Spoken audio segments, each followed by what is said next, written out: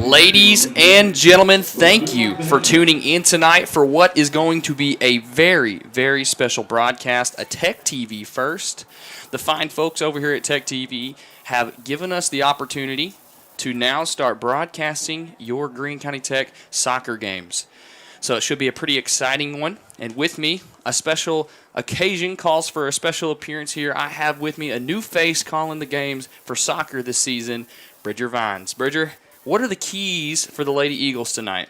The keys for the Lady Eagles, they're going to have to maintain possession. That's the big key. The ball has to stay in their possession. No, you're absolutely right, Bridger. Bridger, it's going to be key tonight to see who can kind of control the ball, who can string together the most passes, and, of course, at the end of the day, score the most goals. So we're kind of awaiting kickoff now. The weather was supposed to be a wet one, but it looks like the clouds are kind of holding it off for the time being, and not going to say that that's going to stay permanent. But for the time, just a nice little breeze kind of blowing through here. No rain yet. And there's the first whistle. The clock will start to roll, and a kick immediately deep into the Pioneers' territory. And ball going to be switched fields here. A touchdown to the wing. Wing going to try to bounce this one out. Crosses over one defender, and that ball's going to get cleared. Now it's Pillow with it. Pillow going to clear that one back up. And eventually that ball going to be sent forward. So far, Lady Eagles are holding good possession. Yeah, they are, and as soon as we say that, of course, just Lady Pioneer hop into the lane there, but ultimately nothing comes of it. And a boot upfield again. It's going to end up in the possession of that left back, but the left back not able to get a good touch away from it. And a little bit of keep away going on right now. What's the formation here, Caden? I think you and me, we kind of went over ahead of kickoff. I think you and I decided on a 4-4-2. We've got the likes of, and as soon as we say that, a breakaway here and a quick save from the keeper coming out of the net, trying to win that one-on-one early. And she will boot that one out into the overcast sky. Yeah, Bridger, we kind of were looking at it, and I think we agreed on the 4-4-2 formation. We've got Bailey Reddick up top with Mackenzie Sowers, and those two are definitely a threat to score at any moment, as here we have right now Ellie Reddick going to put one into the box. Nothing comes of it, though. Another save by the keeper. Looks like they're playing out of the back really well.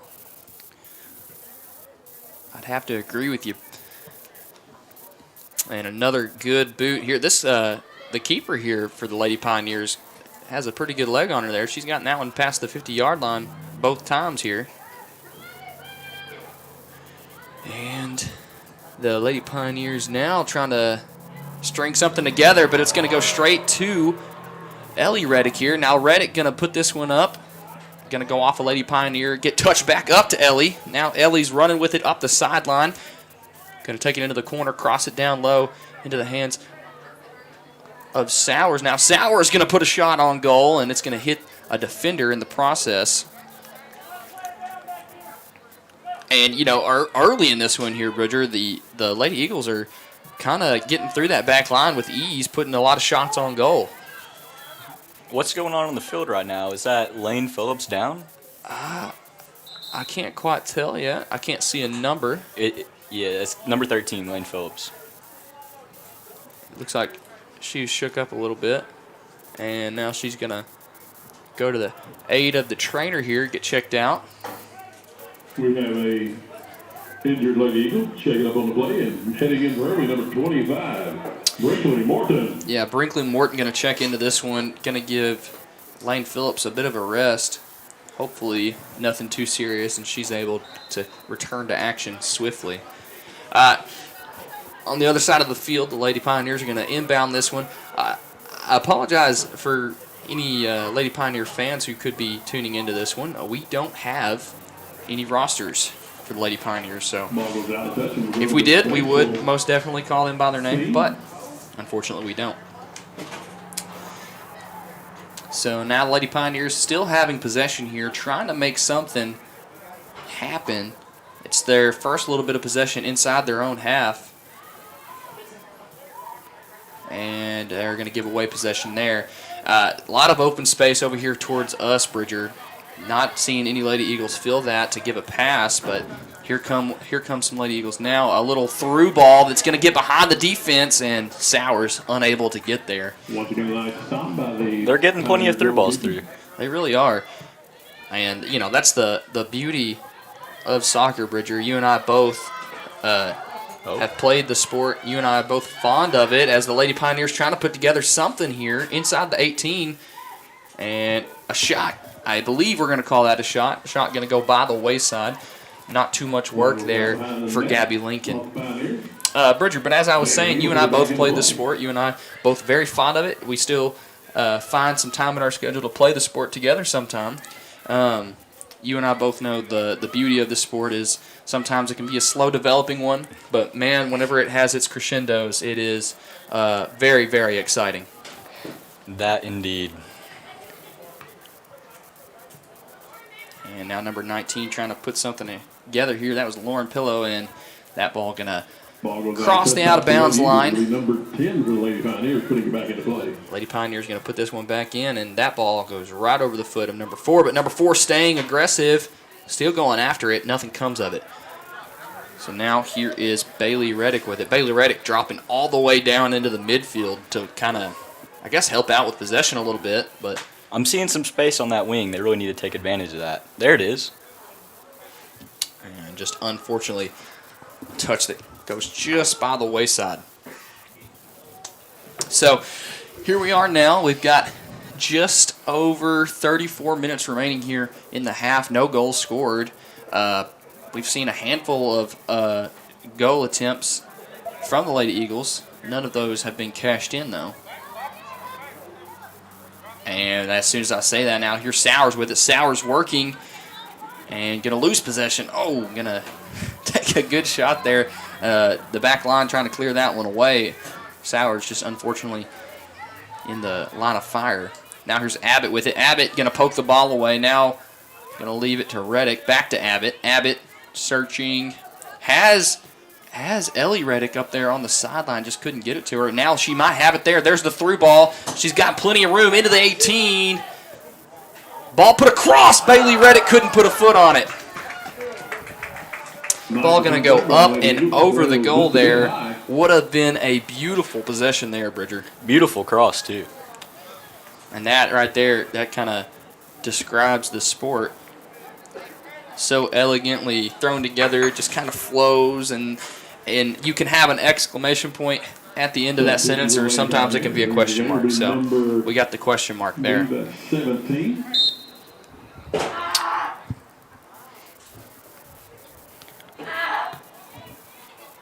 And that ball going to go straight into the foot of the forwards here for the Lady Eagles, but unable to maintain that possession.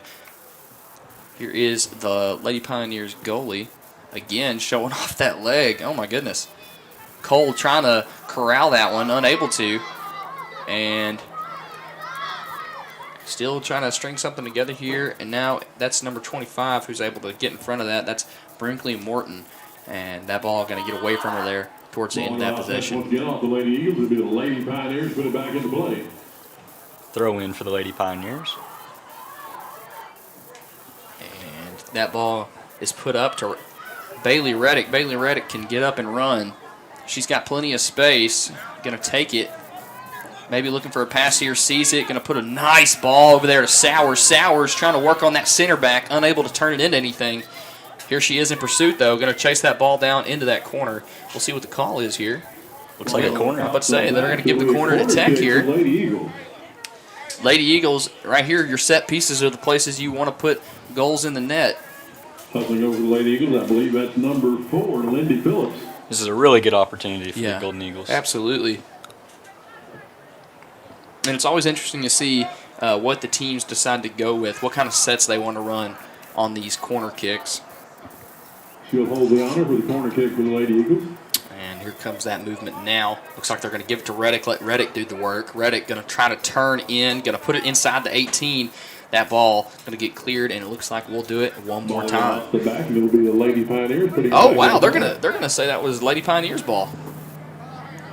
Like They're much closer to it than I am, so I'll let them call that one. I thought for sure we were about to see another Lady Eagle corner.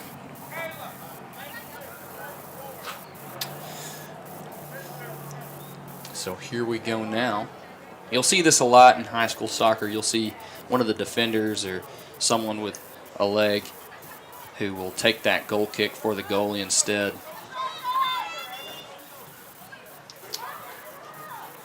And that ball is going to get put up in the air. Not able to maintain the touch there. Now trying to make something happen there. That ball looked like it's going to get away from him up there in that far corner. I believe up there on that far wing. Touch on the far side of the field. I think it's Lady Pioneers ball, I believe is what the sideline ref just called it. Lady Eagle. You can hear the calls from the crowd that they need some ball boys out there going to shag the balls instead of the players having to go chase them down. While I don't disagree, I don't think I'll be volunteering. I did enough of that in high school. I'm about to say, I did plenty of that. I'm good. And a shot thrown up there by Abbott, I believe, and will be tracked down by the keeper for the Lady Pioneers. Keeper's had some great stops so far. Yeah, no, I was going to say that earlier, Bridger. The Lady Pioneers keep is slowly but surely kind of putting together a pretty good resume. If we're going to see a Lady Pioneer attacker here turn on the Jets, trying to outrun the defense, can she get there? Puts a ball into the 18, but not into a position of danger. That ball will go out the back. So, again, just a score update. Just under 30 minutes remaining in the half. Still no goals.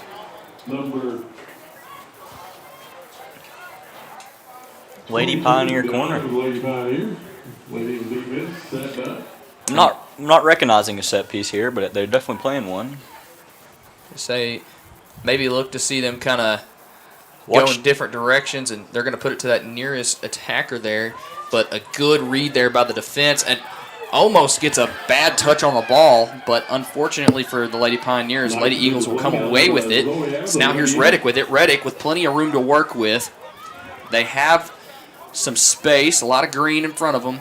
Reddick going to put the ball up to Sowers, and the flag is up. I was going to say, I don't know that she was onside there, just ever so slightly off. I believe there was an offside call on the Lady Eagles.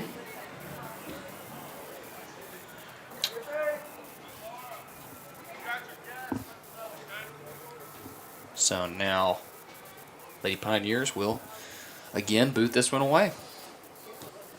And looks like she may have got too much on top of that one there. It's going to end up in the hands of the Lady Eagles. A nice layoff pass there from number 4, Lindy Phillips, and that ball going to be booted up to no one in particular.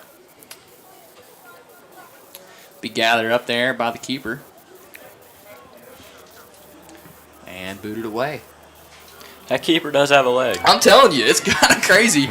And it's great for situations like this where the Lady Pioneers are able to get past that defensive line. Ball is shot. I don't think it went in. I think it's going to be outside the post. I think Gabby Lincoln got a hand on it. I'm about to say, great play there by Gabby Lincoln. And she did. It looks like it's going to be a corner. About to say, it will be a corner. Bridger, touching on the injury we saw earlier by Lane Phillips, I do see her. She's hobbled over there on the sideline. Again, we don't know the extent of the injury, so we won't make any assumptions, of course, but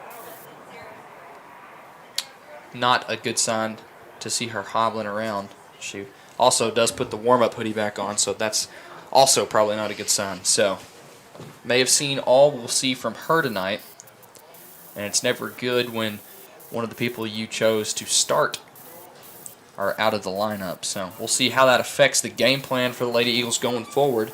We've been waiting a little bit for this corner kick now, but here it is. The wind, if you can't tell, blowing those corner flags almost to the ground. Once again, the ball goes out the back off the Lady Eagles. Touching on Lane Phillips, I think she's been a starter since her freshman year, so this is it's a bad one to lose here. Yeah, It's no. the very start of the season. Absolutely, that's the worst kind.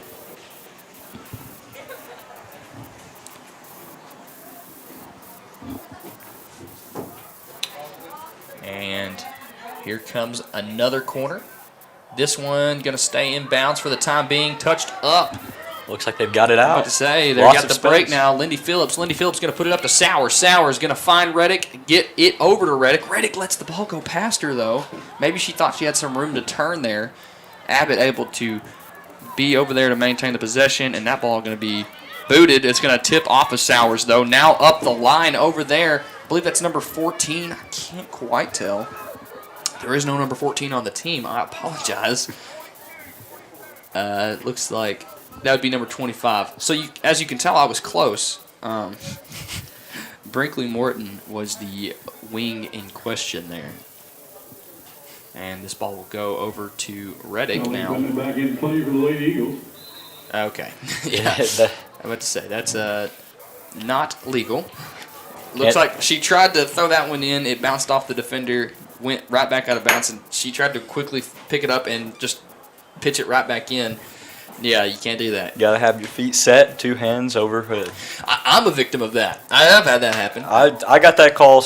I got it called on me several times. You just get caught up in it. You want to just make a play. Maybe you're trying to put it too far in. And I'll tell you, the best technique I've ever seen, Ross Register, man. That guy, I mean, why would you want anybody to kick it when you can just have Ross Register throw it in? And good defensive play there, just going to cut off the attacker over there on that wing. Excellent arms on Ross. If you get it down there near the goal, I mean, it's like a corner. He puts it in I'm the about box. to say, it's crazy. It just, I mean, and that's another thing, too. It adds levels to your game plan, too. So, you know, something to look forward to. That's something we're excited to call later on tonight. Your Greene County Tech Golden Eagles will take on the Batesville Boy Pioneers. We are still 0-0 in this one. No goals scored. About 24 minutes remaining. And, you know, Bridger, you may disagree with me, but I feel like, I don't know that momentum necessarily has switched, but I do feel like possession has definitely kind of flopped to the other side. I feel like the Lady Pioneers have done a very, very good job of maintaining possession down here. Yep, right at the beginning of the game, they really weren't holding the best possession, but this game is starting to change, and they're holding better possession. And as soon as we say that now, there's going to be a turnover with Bailey Reddick with a lot of room. She's going to lay this one off to Ellie Reddick. Ellie Reddick's going to put this one up to Sowers. Sowers gets a touch on it. So now here's Reddick with it again. Reddick just trying to fight for it down there and going to run into a Lady Pioneer. Little collision. I was going to say, I don't know where Ellie is headed. I believe this is going to stay with the Eagles and whistle blown. I think that he's calling it a foul where they ran into each other. It's going to okay. be a free kick. And, you know, they don't hate that either. No, definitely not. Bailey Reddick going to elect to take this one. Here she is now. She's going to, oh my goodness, put a foot on it and puts it in. I mean, honestly, a pretty dangerous spot. Very. Sowers just unable to get there in time. Right in front of Sowers. Oh, and a bad kick away from the keeper. First mistake we've seen her make tonight, and fortunately for her, nothing will come of it. Looks like it is going to be Lady Eagles' ball. Put it back into play. Good eye there, Bridger. And, you know, I say what I said. Luckily for the keeper, nothing came of that. Because soccer is one of those things where, I mean, mistakes can cost you dearly. It is, I mean, of course you can say that for all sports, but like we just saw right there, if the goalie tries to clear that ball away on the goal line and it, you know, hits straight into the back of one of your defenders, all of a sudden the attacker for the opposing team has a free shot inside the 18, you know. Another sub on the field. It's that Brinkley Morton coming on. Number 30 coming into the game.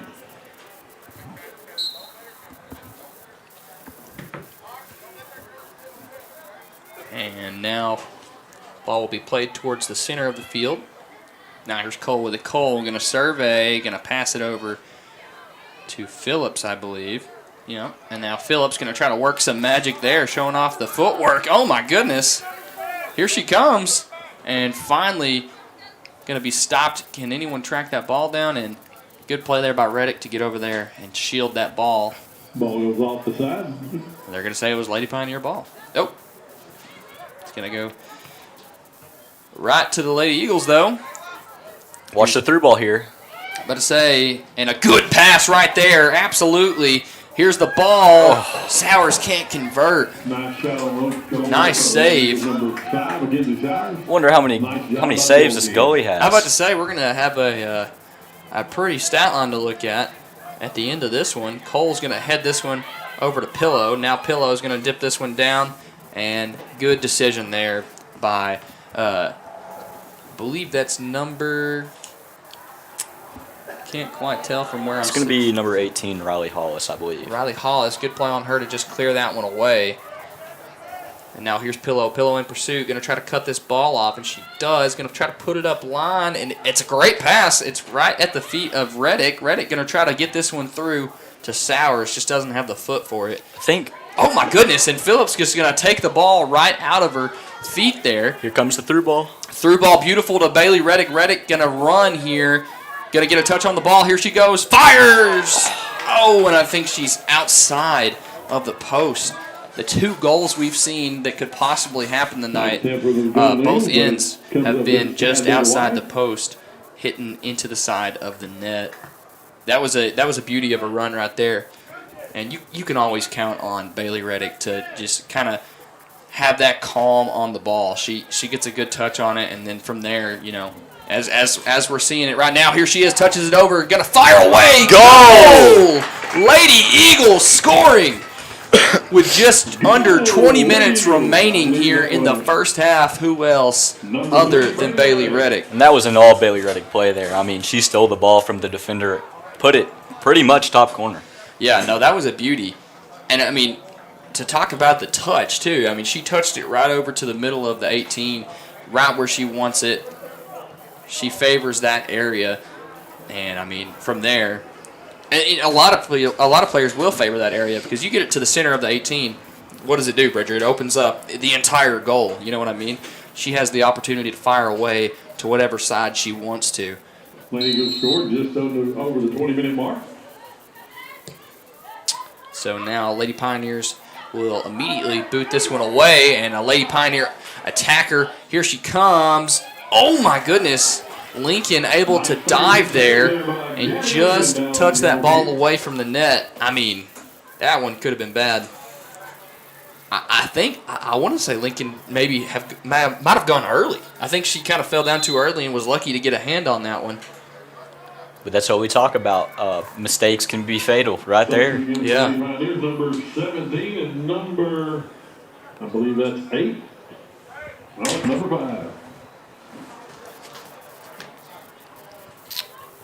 And a couple of substitutions for the Lady Pioneers. Again, we don't have any rosters for them, so we apologize for that again.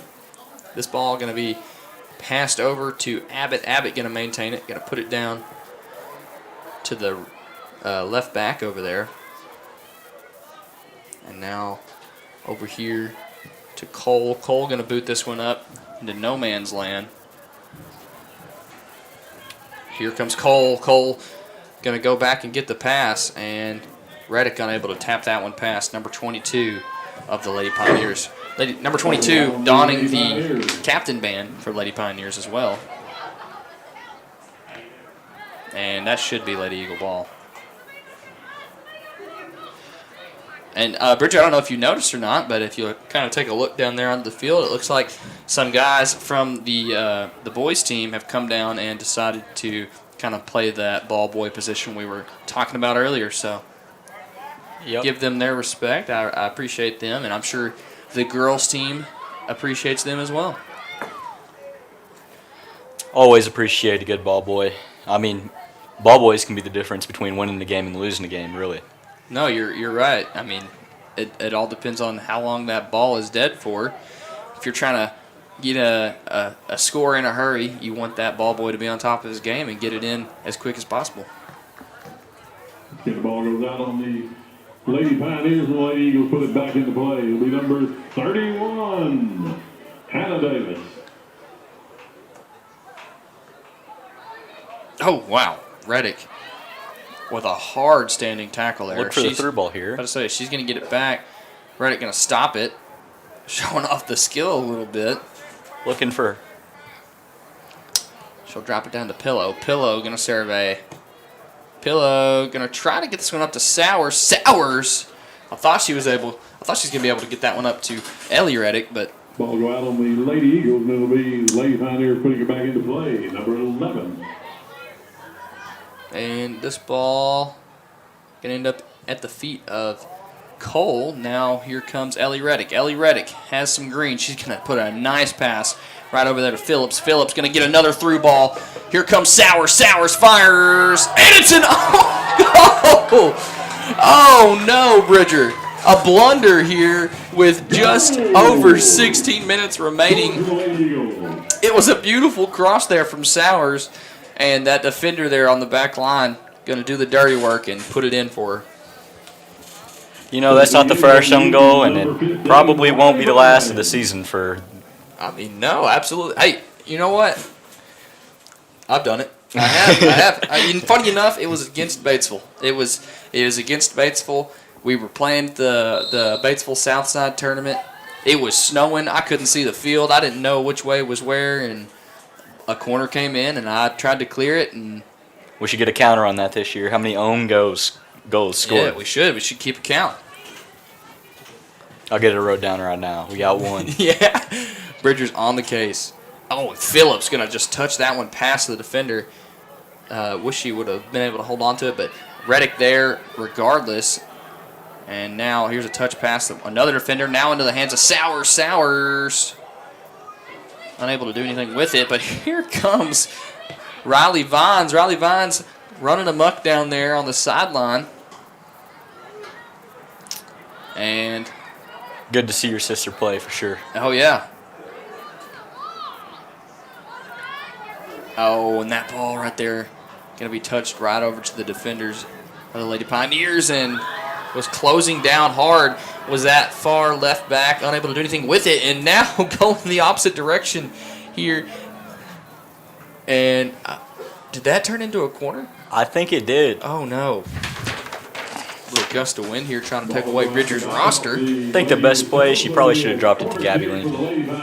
Yeah, that definitely could have been the play, or worst case scenario, just boot it out the side. Yeah, It beats giving up a set piece. It's getting threatening.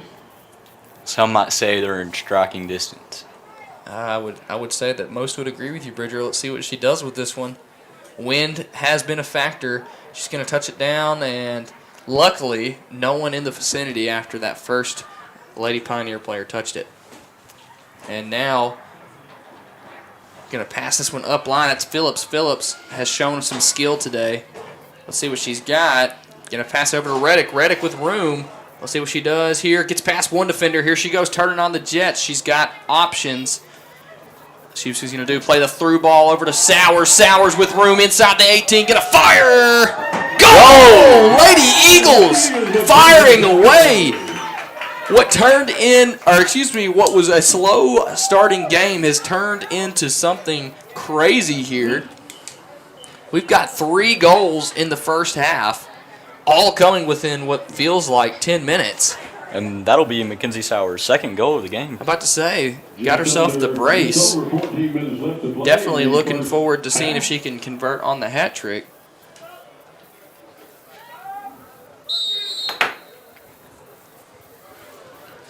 So Lady Pioneers will kick off with just 14 minutes remaining here in that first half. And Reddick smells blood in the water trying to get a goal of her own to add to the tally.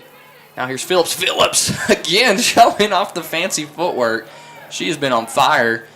And she's doing it again now, just unable to get past that last defender. Would have really opened things up. Abbott going to put this one over to Reddick. Reddick can't get a touch on it, and now this one going to be played over to the waist side. Abbott trying to get there, but doesn't. Now here's Cole. Cole just going to touch it away. Over there to Morton. Here's Abbott. Abbott going to play it up to Reddick. and unable to get a foot on it. And that ball will go out over towards the Lady Pioneer bench. Nothing to come out of that one. Yep, the Lady Eagles here, they need to focus on keeping the ball on the ground. I mean, right now it's in the air a lot. They need to get it down on the ground. That'll help the game out a lot, help maintain possession. Yeah, I'm agreeing with you, Bridge. I think what's happened here is they've gotten those goals on the scoreboard now, and they're kind of getting away from what got them there. They're just trying to see how fast they can get back down to that 18. See if they can tighten things up, though. And Lady Pioneers to bring this one from out of bounds. See what they've got going for them. Cole gets a foot on it. Pillow going to put this one up to Phillips. Phillips almost doesn't want the ball at first. Now she's going to find Reddick. Reddick with room. Here she is. Trying to survey, find what her options are. She has some of the best through balls you'll see. And then Phillips can't do anything with it. The defender almost put a bad touch on that one right there. Almost made that one a difficult save. Put a little spin in the wrong direction, just about. I'm about to say, those deflections, those can turn out to be some of the nastiest saves. I mean, you as a goalie, that eye coordination, you're focused on where that shot's going to end up. A defender accidentally lets it deflect off them. Your teammate oftentimes can be the killing blow. Lead. Is that we got a different goalie? I'm about to say, I don't think that's Gabby Lincoln anymore. Hannah Davis, a little assist from Berm over on the PA. Sounds like we've got Hannah Davis in goal. Now here's Sowers. Sowers trying to work past the defense. She's going to kick it past that left back. Now here she is. She's going to cross this one in. Gets a touch on it. Is Phillips. Phillips going to fire. Can't get it to go. Stays with the ball, though. Ball is going to end up back at the foot of Sowers. The flag's going to go up on this one. Is that an offsides call? I think. No. Free kick. I thought for sure. I was like, there's no way. I was like, how? But it will be a free kick, set piece, in striking distance, as Bridger would say. This one could have some menace to it. Here she is, the run-up, firing away. Oh my goodness, that was almost disgusting. That almost sneaks in that back corner there, Bridger. Off the crossbar. That would have been one that they would have been talking about for a while. I mean, that could have been an ESPN top 10. Yeah, would you have submitted it? I would have, personally. If I score that goal in the game, that's getting submitted. I'm showing that to my grandkids one day. I scored this in game. And now the Lady Eagles trying to stop that counterattack, able to. Ball going out the back. Gonna get the Lady Eagles will be a corner kick. Yep. I believe went off the Lady Pioneers. Will be the Lady Eagles putting it back in play. About to say, first we thought it was going to be a corner kick. Fortunately, it's not. It's what the flags were saying. It looks like we're gonna have some subs here. Again for the Lady Eagles with number 20, Ellie Reddick. Ellie Reddick coming back into this one. 22, Gabby Lincoln. Gabby coming on the field as a player instead of a goalie.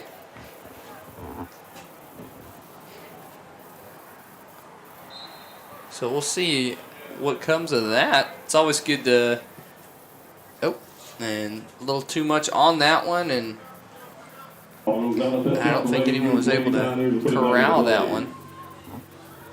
Always good to see the keeper get to have a little bit of fun, see if they can come in and show off a little bit of skill. Here's Reddick with it. Reddick coming off that wing, playing more of a centralized role now. She's going to put this one up over to Sowers. Sowers going to have room. She's got a good through ball over to Reddick. Now Reddick to her Ellie Reddick. That ball going to be pushed away.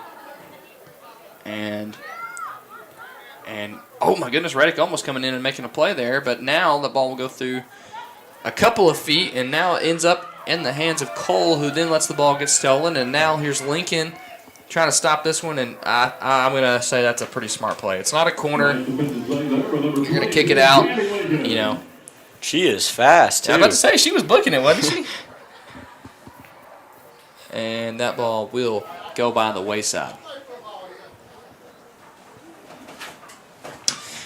And here come the Lady Pioneers now. Going to have a ball in some dangerous territory if they are able to control it. Ball will go out of bounds, so we'll stay Lady Pioneer ball now. A touch over. Let's see what they can turn it into. Shot on goal. Shot on goal there by the Lady Pioneers. But it will be just outside the post. Lady Eagles have made some. They've made plenty of substitutions here in this one. So we've got a new group out there playing pretty much. It's, oh my goodness, a little goal chipped up there. Just seeing if it'll go. That's been something I've kind of noticed. It doesn't really look like the Lady Pioneers are really trying to put anything together. It looks like they're just kind of getting to the 18 and seeing if they can put one in.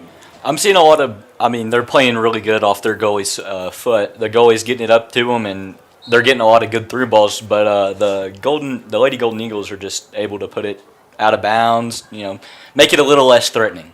Yeah, they're really helping out their keeper, whoever it is, in the net, whether it's Gabby Lincoln or Hannah Davis. So we've got under 7 minutes remaining here in the first half. The Lady Eagles have kind of widened the margin here in this one. It's about 3-0 now.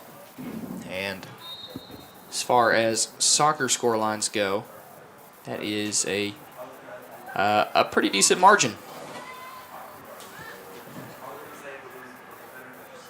And just a bunch of kicking around over there in that pile, just trying to get the ball out into the open field, in which they do. That's a good pass there from Bailey Reddick. Going to put it back down. Pillow going to boot it up. And it's going to miraculously find, or no, never mind, it doesn't. She doesn't want it.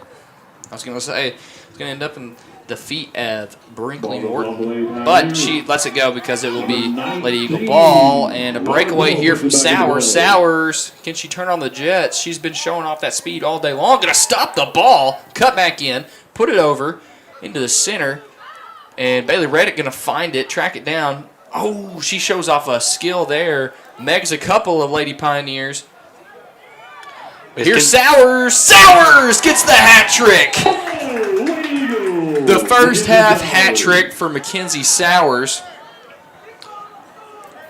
with a little bit of assist from the defender earlier in this game. 5:43 left to go in the first period. So, hey, that's not something you get to brag about very often. It's a good turnaround from last year. I believe she tore her ACL right there near the beginning of the season and didn't get to play most of it. So it's good for the Lady Eagles to have her back. Yeah, no, that's awesome. That is awesome. And Sowers moving back to the back line. Maybe just going to give her a little bit of a breather.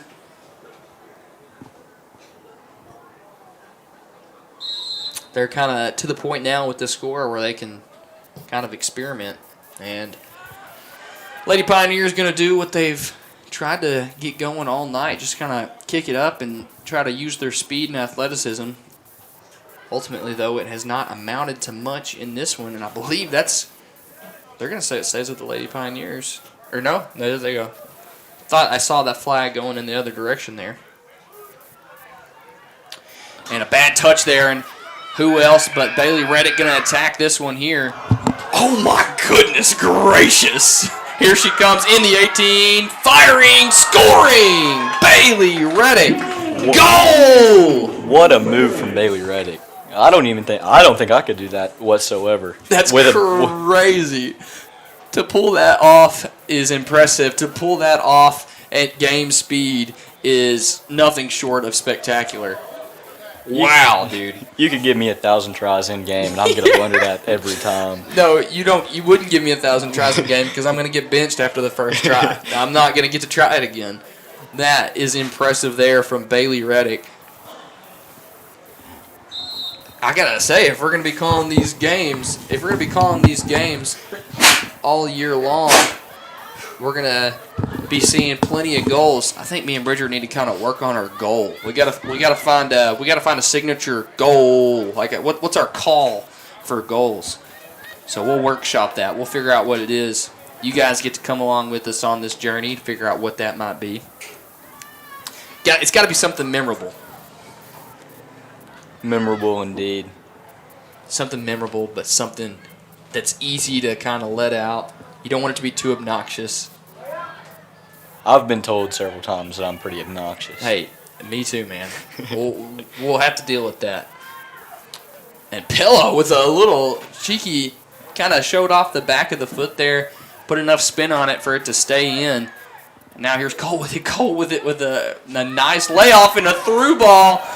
Here we go. And number 18 unable to keep possession there. I believe that is Riley Hollis. And it looks like we've got under 4 minutes remaining here in this first half. And as I said, this margin only continues to grow. It'll be interesting to see how the Lady Pioneers approach maybe finding a way back into this one. And that right there, maybe frustration's building. And a ball going to be tossed over the shoulder there. Lady Pioneer player not happy with how things have gone today. Letting a little bit of frustration out there. I am noticing they're starting to get back to what scored them all those goals. They're Yeah. not playing it in the air. They're playing it out the back, keeping it on the ground, holding possession. Well, You get used to that, Bridger. I know. It's the commentator's curse. every time I go to talk about something, the opposite happens immediately. I'll tell you, if you watch any of the football broadcast, I won't even say, I won't speak when they're kicking a PAT. I don't want to be the reason we miss that field goal. I won't do it because I've become so I've become so aware of the commentator's curse. So just get used to that, man.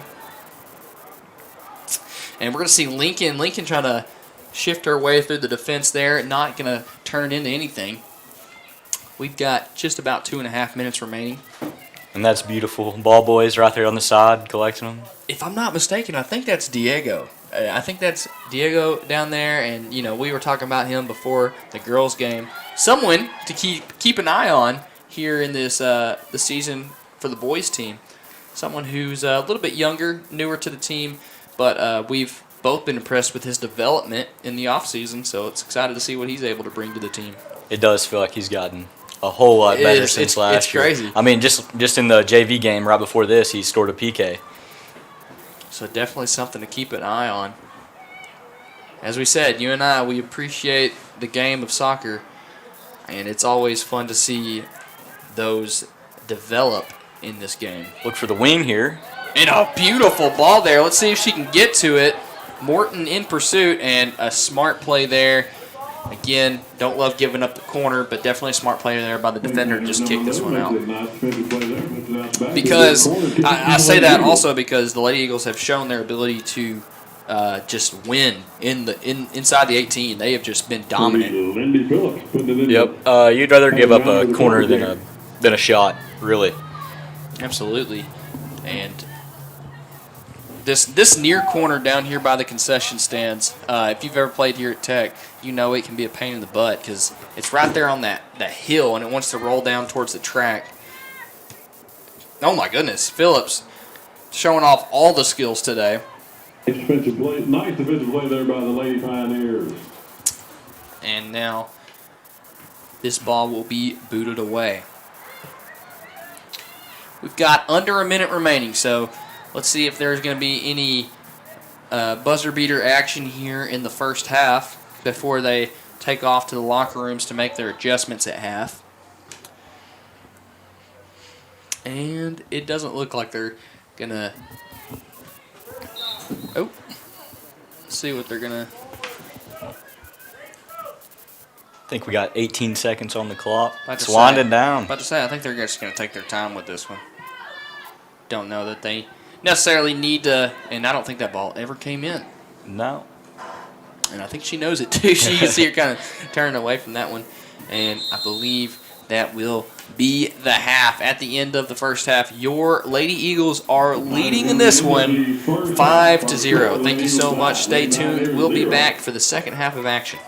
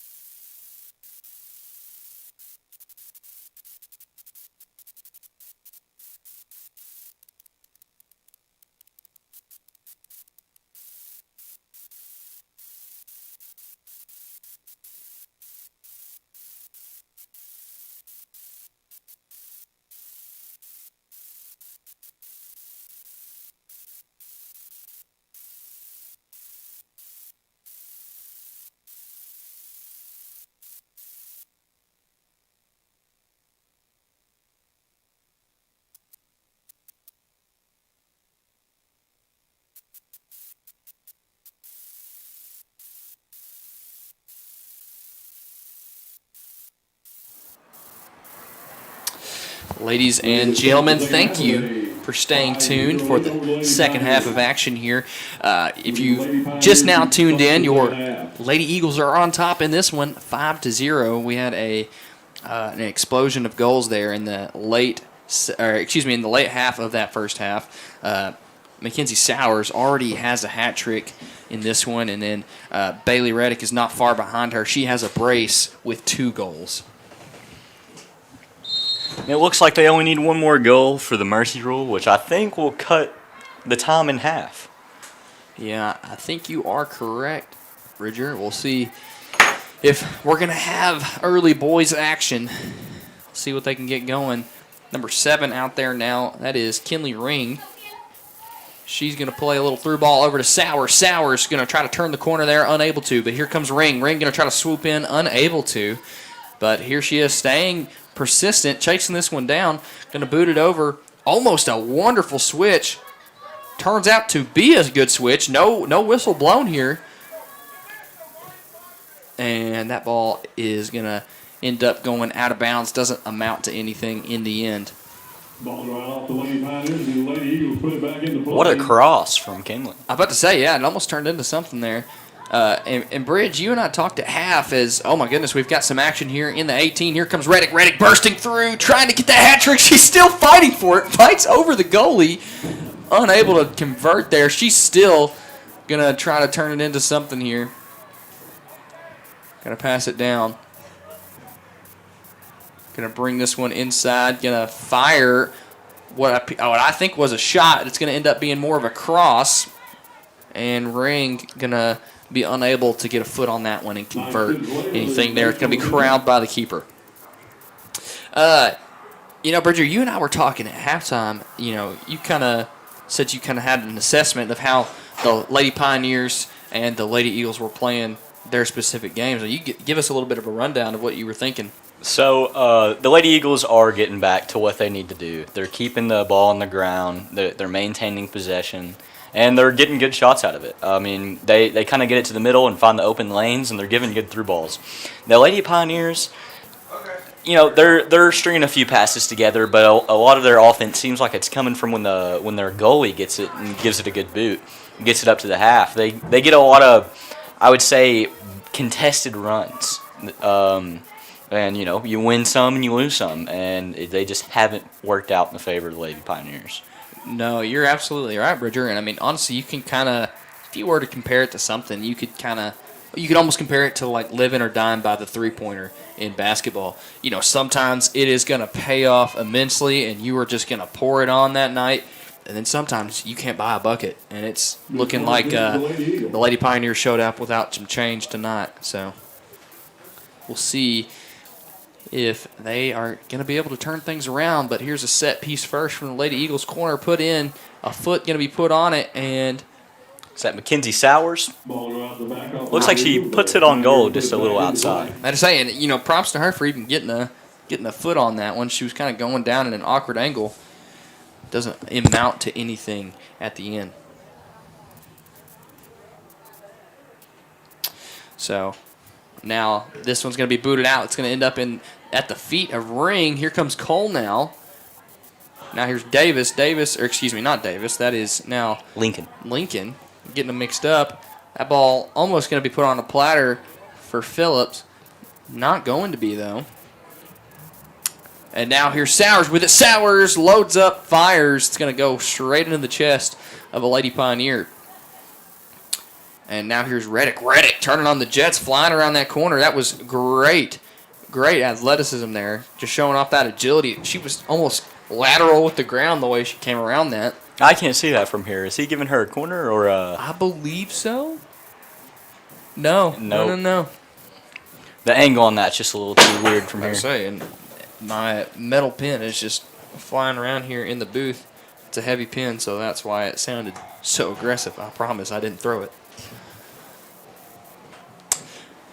And they're having some issues on the goal kick area of the game here. It doesn't appear like they can. Oh my goodness! What a rocket there off the boot of Bailey Reddick. That one was fired out of a cannon. A lot of power behind that one. So it'll be a corner kick now.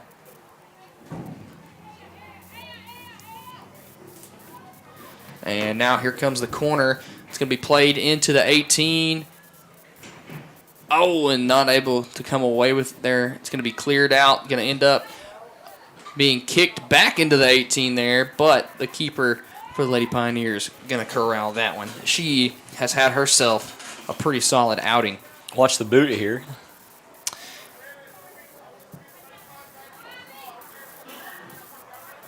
Gabby trying to play some defense there on the sideline. Ultimately going to pay off. It will go out of bounds. Gabby Lincoln put it back into play. That's very good shot. About to say, here's Sowers now. Sowers, she's had plenty of success. Let's see if she's able to add to her totals. And Lincoln going to get it to her now. Lincoln going to play it over to Ring. Ring going to take it up the line.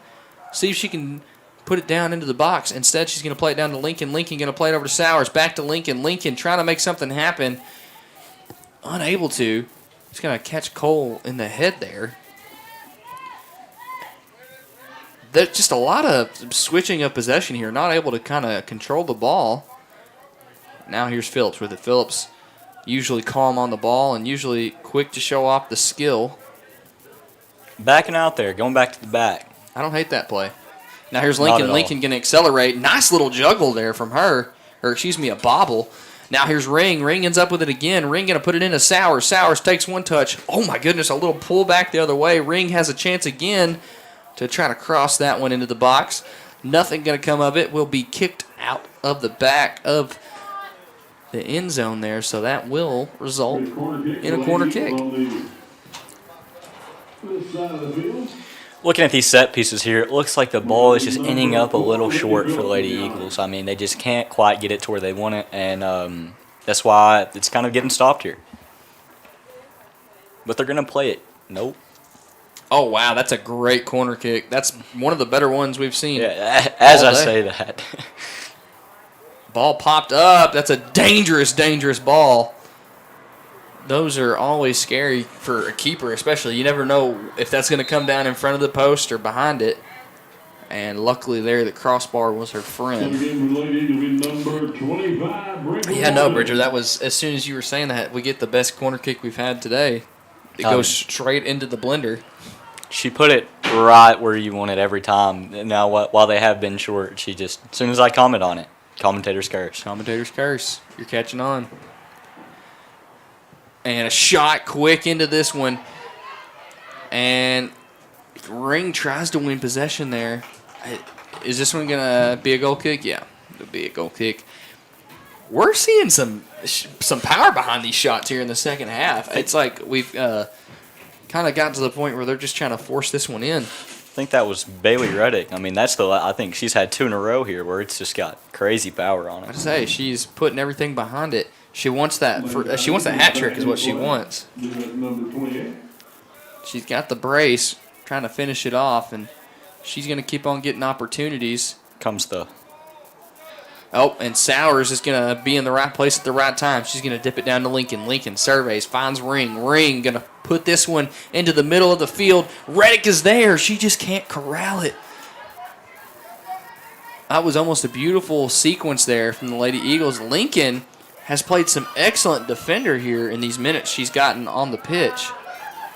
Cole going to have the ball. A couple of Lady Pioneers just kind of looking around confused. Oh, no. Lucky that one doesn't go the other direction. And that one will go out of bounds. I think those Lady Pioneers were, her off foot just tapped the ball a tad bit, and it messed her squaring it up. Oh, is Ring going to get there? She does. Oh, Lincoln showing off some skill now. Now she's going to put it up line for Ring. Ring is going to try to cut it in, and she'll get caught up on that right back for the Lady Pioneers. The possession has not even been close this half. They can't get it on the other side of the field. I was about to say, I don't know that it's gone into this half over here. I don't think it's been past the 40. See what the set piece is going to be here.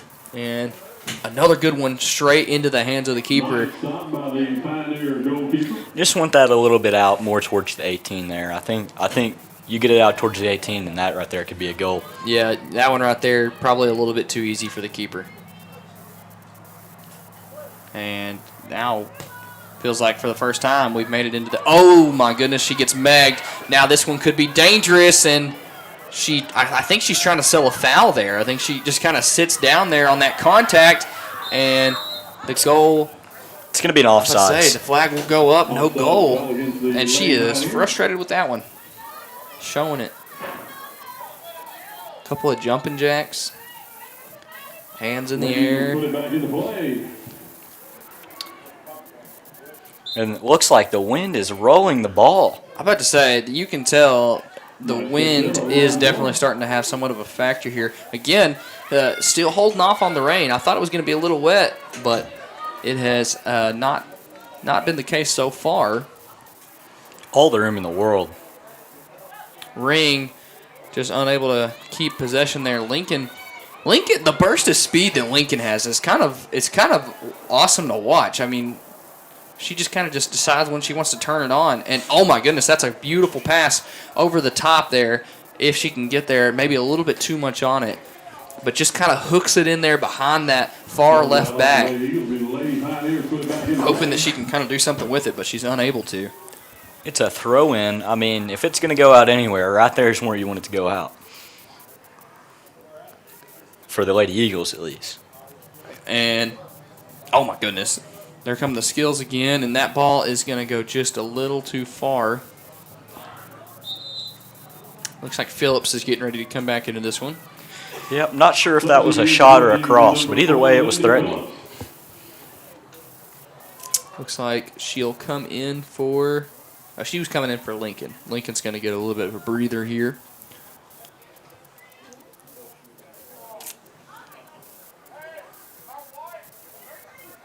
Waiting on the goal kick here. Got under 30 minutes remaining in this one.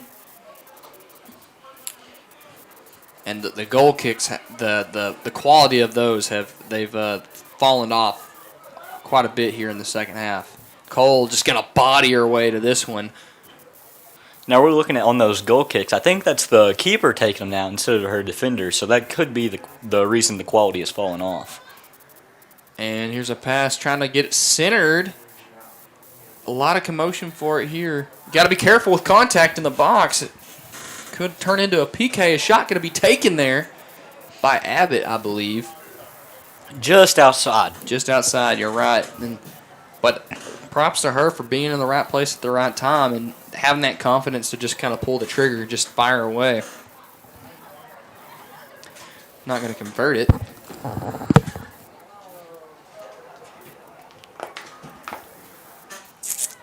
And here comes another goal kick. And it will end up at the feet of the Lady Eagles once again. Yep, I think that's the case. It's the goalkeeper taking the goal kick instead of her defender. Which is odd because she had some really good boots early in this one.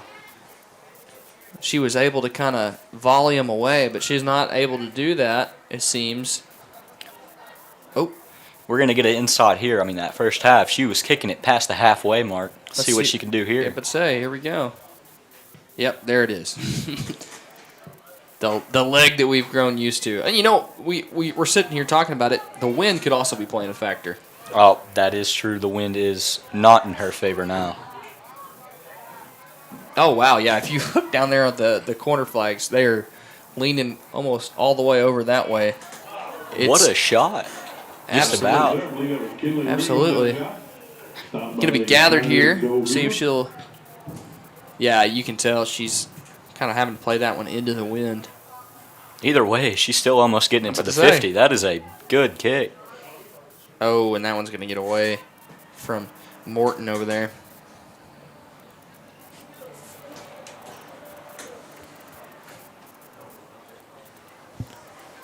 Bridger, I'm kind of looking around in here in our room to see if there's a light, but it doesn't appear like there is one, so it's all right. Be okay. We can just sit in the dark. About to say, I'm not scared of the dark. I'm a little scared. It's all right. We'll make it through this. And here we are now. Oh, my goodness. I don't know if it was intentional or not, but we're going to say it was. It's a good save by the key. Saved by the Pioneer goalkeeper.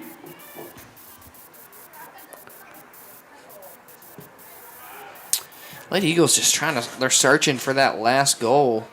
What a touch by 22. I'm about to say, that was crazy. She does have the captain's band on, and now a potential breakaway here. Let's see what's going to happen. Great defending there. Smart enough to have the wherewithal to just kind of figure out where she's at, control it, get it out of bounds.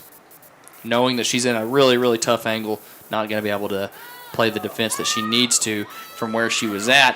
I think this one's going to be the keeps all day. Feels like the first time it's been into Lady Eagles' 18-yard box this entire game. And now here's the breakaway now. Phillips surveying well. Going to play a nice little through ball. Here's Reddick. Reddick trying to attack that ball right there.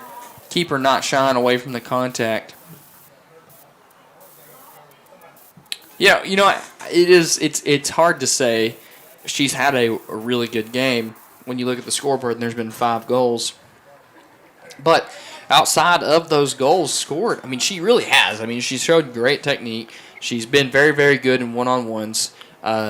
She's had to have at least, it's double digits in saves. She has to. And, I mean, if anything, you really have to say that her defense has kind of let her down in this one. Because, I mean, like we said, I mean, she's made some great saves.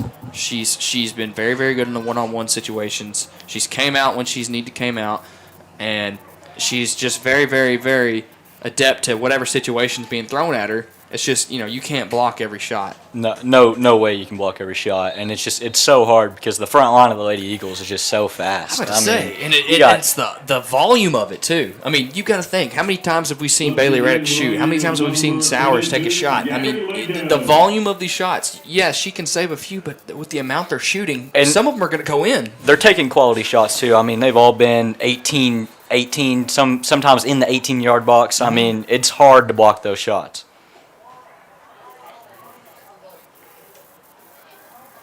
You're absolutely right, and another breakaway into the 18 that doesn't amount to much.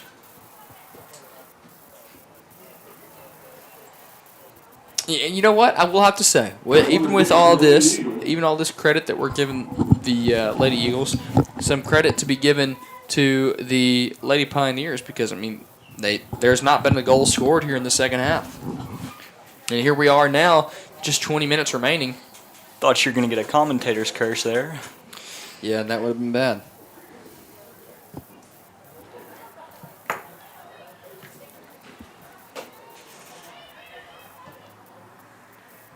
And now here's Reddick with it. Reddick going to pass it up line to Ring. Ring going to take a good touch, turn in, find Sowers. Sowers trying to do a little Maradona move there. Doesn't turn into anything. And Ring, I think, trying to cut in and take a shot there, but it will end up going off. And, you know, that all started from good, calm headedness play from the defense there. They played out the back, even with pressure. They were able to get it around and find their open man. It was good communication, too. I don't know if you saw that, Bridger. It's kind of put in a position where 2 of the Lady Eagles could have gotten to it, and the far right back was, you know, like, hey, I got it, that's mine, it's me. And she, you know, waved off her teammate to say, don't run into me and mess this up here. So that was good to see. And I think we're just going to see it get kicked away here.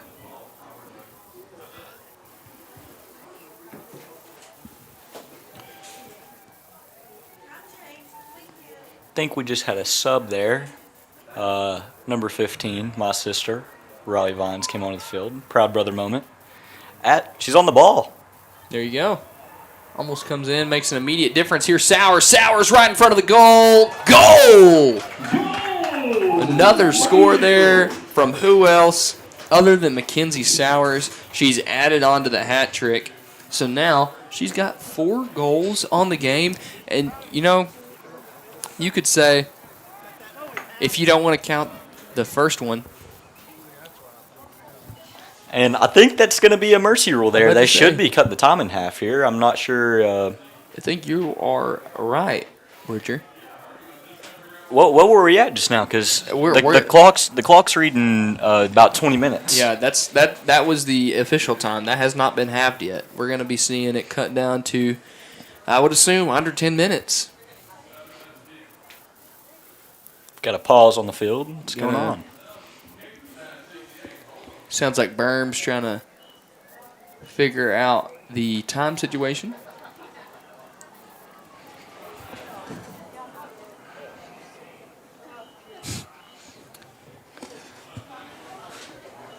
I was about to say, we hear the conversation. They've said that the time will be now 9:15. You know, the clock gets updated to 91:50. I think, what is that, Sauer's 4th goal of the game? Yeah, that is Sauer's 4th goal of the game.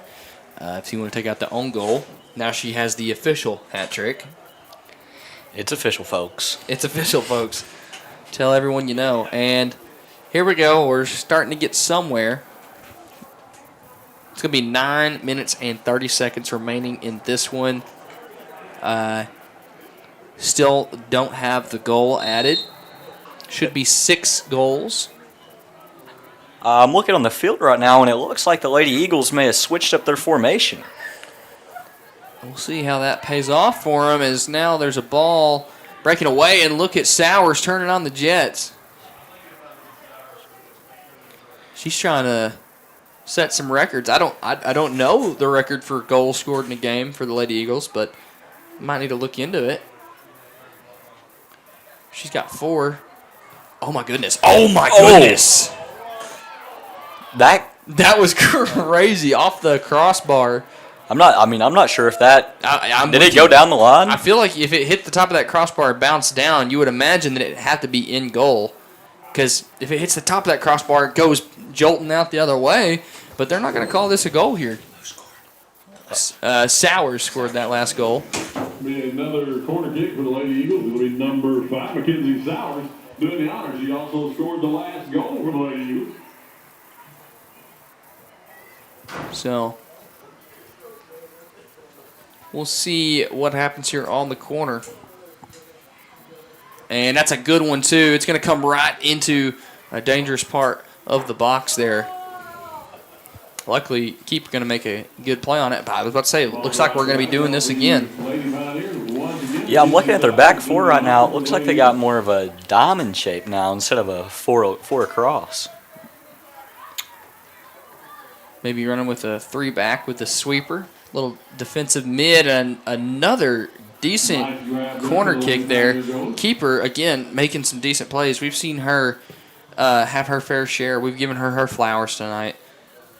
And the ball's going to split the defense there. She's going to try to make a play on it. Not the one.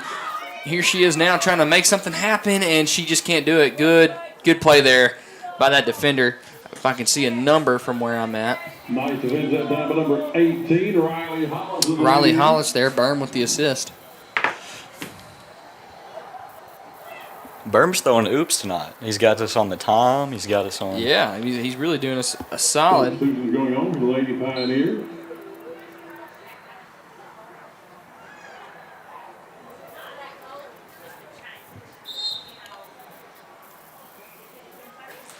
I'm not sure what the call is here. Lady Pioneers had it in the corner. Maybe an offsides or a foul? Yeah. Whatever it is, looks like it's going to be Lady Eagle ball.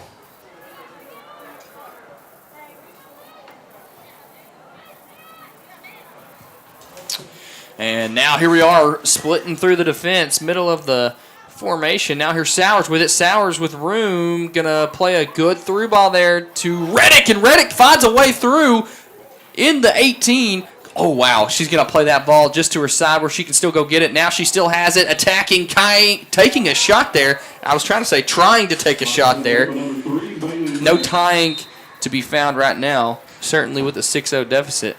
I apologize. 6 minutes on the clock. Bailey Reddick trying to make a play. She really wants that hat trick. She really does. That's a narrative that can't be put to bed just yet. We got a slew of Lady Pioneers. Looks like it's going to be a new platoon here. And number 19, Lauren Pillow. Lauren Pillow, the senior, subs in, and I think she's getting put in at forward. They're going to try to get a senior a goal here. And it might happen.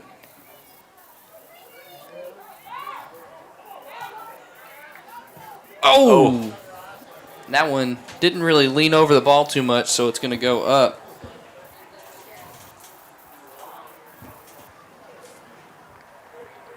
Be a goal kick here for the Lady Pioneers.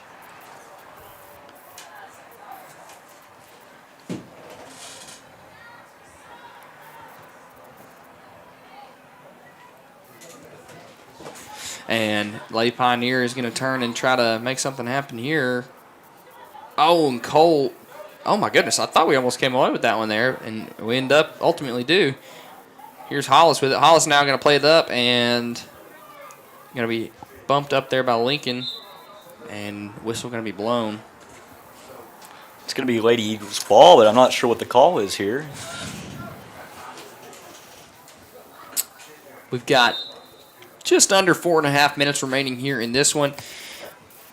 You know, Bridge, if we were to kind of dissect the game, see what happened and what kind of led us to this point, is Reed's going to fire from the 28-yard line there. She wants a goal. She's been firing all night. She's not afraid to shoot. I'm about to say, she's trying to fire from long distance there. Hey, shooter's going to shoot.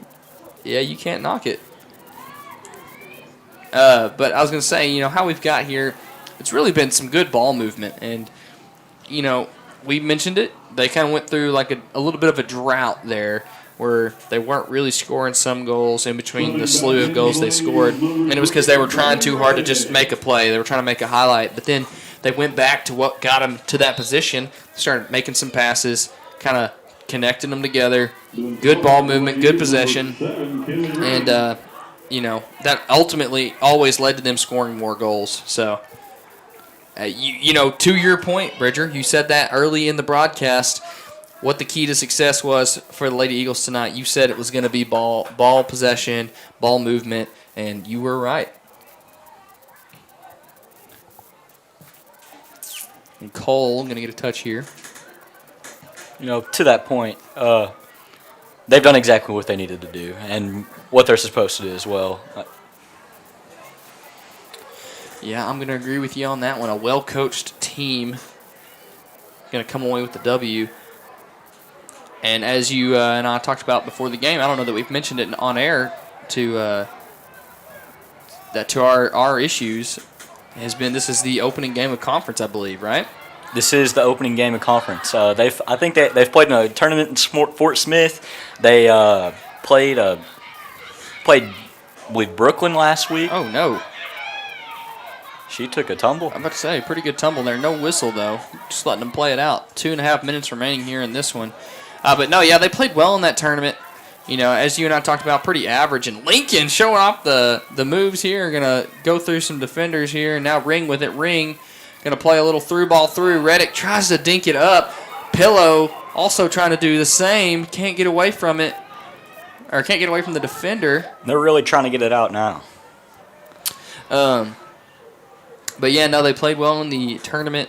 And then, you know, you turn around the next week and play well in the opening game of conference. You have to imagine that is going to give you some momentum heading into this schedule. And not even momentum just for the Lady Eagles. I remember playing in high school when the Lady Eagles would get a win right before your game. It's like it gave you momentum coming in. Yeah, no, that's a great point, Bridger. I mean, I can't help but agree with you there. I can say that I've felt the same thing. It gives you that mindset that you know, you can beat them, you can do it. Yeah, no, I mean, you also want to send everybody home happy that night. You saw the girls win. It's always a good night. Heck, whenever I come and watch the games, people ask me. They know I come to watch the soccer games. They ask me who won, and I'm always like, well, the boys won. They always want to know the girls won too, right? Yeah, the girls won too. So everyone's always happier when the girls and the boys win. So it's fun to have an Eagle sweep. So.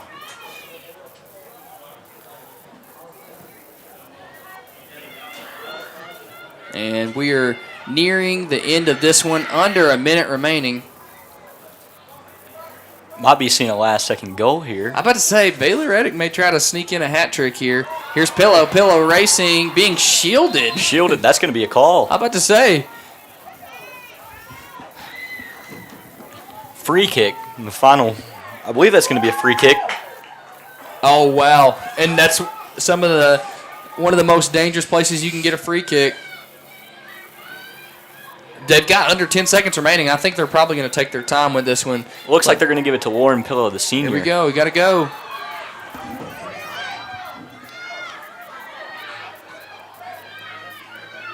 On ref's whistle. They're just.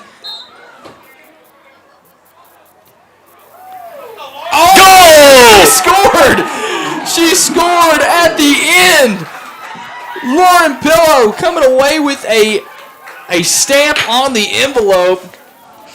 She is going to be happy with that one.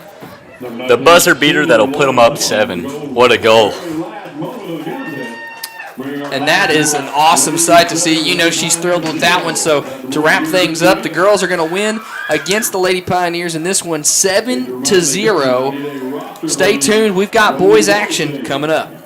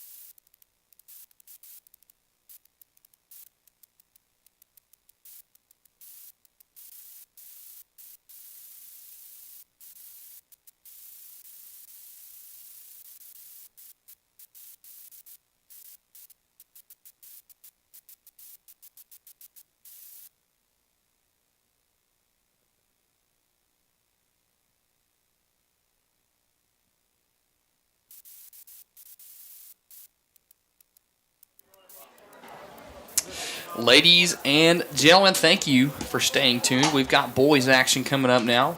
We just finished watching the girls play the Lady Pioneers, where your Lady Eagles won that game 7-0. Mackenzie Sowers had 4 goals in that one. Bailey Reddick had 2. And Lauren Pillow, the senior, had a buzzer beater free kick right there at the end of the time. And she scored. So that is all 7 goals scored in that one. Hopefully we see another game like that where your Eagles come out in the right side of the the winners column in this one. We've got a pretty good formation set to come out. We have number 15 Metcalf at the left back position. We have Coulter Hunt at the left center back position. Ross Register at the right center back position, and then filling out your back line, number 17 Nate Quintana at the right back position. So, those are your defenders for the night. You have Carson Eddings in the net for this one. Your Eagles coming to this one had a rough weekend at a tournament, and they know there's a few things they can work on coming into this one. Also, if you're just now tuning in to what is, as we mentioned in the girls' broadcast, a very special broadcast for Tech TV. First soccer game ever broadcasted on Tech TV. With me for that special occasion is a new face in Bridger Vines. Bridger, what are you excited for most in this boys' game? Batesville feels like a rivalry. I'm not going to lie. Every year we play them, both teams are always so close in skill. I mean, it's just every time. It feels like the games are always – this is always the best game versus Batesville. Yeah, and that's something that you can't understate either, because with a rivalry game, there's just something about the animosity, I guess. It just like tensions are always super, super high. And, I mean, everyone just, oh no, there's a tough touch on the ball there. And They stole Burns. so now I'll use one. Yeah, that's fine. we've got we had a breakaway there for a second. Ross Register had a bad touch on the ball. Luckily, it looked scary at first, but he's able to stand back up. You know, and speaking on that rivalry, I don't know what it is. It doesn't seem like any other sport we really have that much of a rivalry with Batesville, but it always seems like soccer's the one that we just go head to head. Oh, no, yeah, absolutely. And there's something about it where, you just feel like everyone wants to play the absolute perfect game. Like they just want it to be the best game they've played. And that always leads to a fun one. Kind of finishing out this lineup here, you've got Levi Compton playing somewhat of a defensive midfielder role. You've got Luke McDonald and Mason Flores playing your 2 other midfielders. Out on the wings, you have Grayson Hicks, I believe, and Zane Abbott playing the left wing. And then up top, you have the big leg in Luke Couch. For sure, big leg. I mean, he can score from just about anywhere on the field, it feels like. He's got a rocket on him. And it's crazy. You know, you and I, we both have been around Luke Couch for a number of years, and he's always had that leg on him. He always has. And I tell people whenever I'm talking about that power that Luke has, there's something about the sound the ball makes when he kicks it compared to everyone else. There's just so much power behind it. So look forward to seeing him get a few shots tonight. Just talking about the power of Luke Couch, I think last year in the Batesville game, he tied it up 3-3 with a free kick from the 35, I believe. I mean, it was that's crazy. It was probably one of the craziest goals I've ever seen in my life. And here we are a year later. Let's see if he's got that magic in him again. We'll see, and he'll definitely need it, as you said, in a rivalry game like this. So, 36 minutes remaining here in this first half, and it's still 0-0. Eddings to kick this one away. You know, Carson has earned the nickname Big Diesel. Just a large human who kind of uses that physical nature of, what he has to his advantage, in the net. And you can't knock him on the field either. He's got some of the best footwork on the field, too. As he makes a good save right there, leaping up to snatch that one out of the air. Yeah, no, you're absolutely right. I've seen that guy get subbed out and thrown out onto the field, and he's made some runs that have got the crowd on their feet. And that's why he's Big Diesel, And not only is he big and powerful, but he's just got a motor that just keeps on going. So be fun to watch him in the net this season. And we were touching on him last game, Ross Register's arms. Right there, you just see it in action. Early example, and Abbott going to run into some contact right there past the 10-yard line. And now a little bit of a breakaway down this near sideline. Tries a through ball. It's going to be read easily by Ross Register. Easy reads, Clifford the Big Red Dog. And now here's Coulter Hunt. Coulter going to stop that before it gets going. Quintana now going to try to find some room, and he's not going to be able to.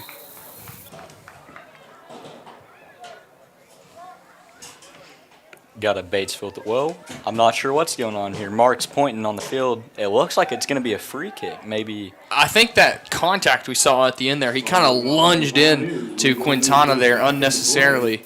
Shielding's one thing, but to kind of like throw your shoulder into him. Quintana might be hurt, too. It looks like he's calling for a sub.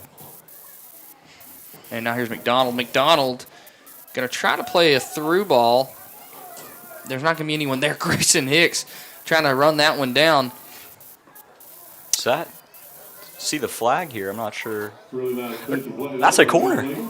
Ref's calling that a corner. That's kind of incredible. I think we're about to see Diego Ramirez check into this one. Diego, speaking on him last game, the JV game, he scored his PK. Diego's one of my favorite players. And I think he's probably going to end up being a lot of people's favorite players. He can be a bit rough sometimes. There's a little bit of a mean streak in him, but sometimes that can be beneficial. As long as he keeps that in check and there's no attitude issues, I'm right there with you, Bridger. He is an exciting prospect. And that's just Diego, man. He plays with so much passion, and he gives it 110% every time. And that corner kick not going to turn into anything. Here's Register now. Register going to try to find somebody. There's Metcalf with it. Metcalf trying to make something out of nothing, unable to do so. Here's Coulter Hunt now. Going to find McDonald. McDonald, another exciting prospect. He's one of the guys we've been watching for a few years now. He's a junior. And you see flashes from him. He has a little bit of that something to him. And if he can start to kind of put that together, you'll start to see him make some plays for this Eagle team. And that was a good read by Ross Register there. One might say it was an easy read.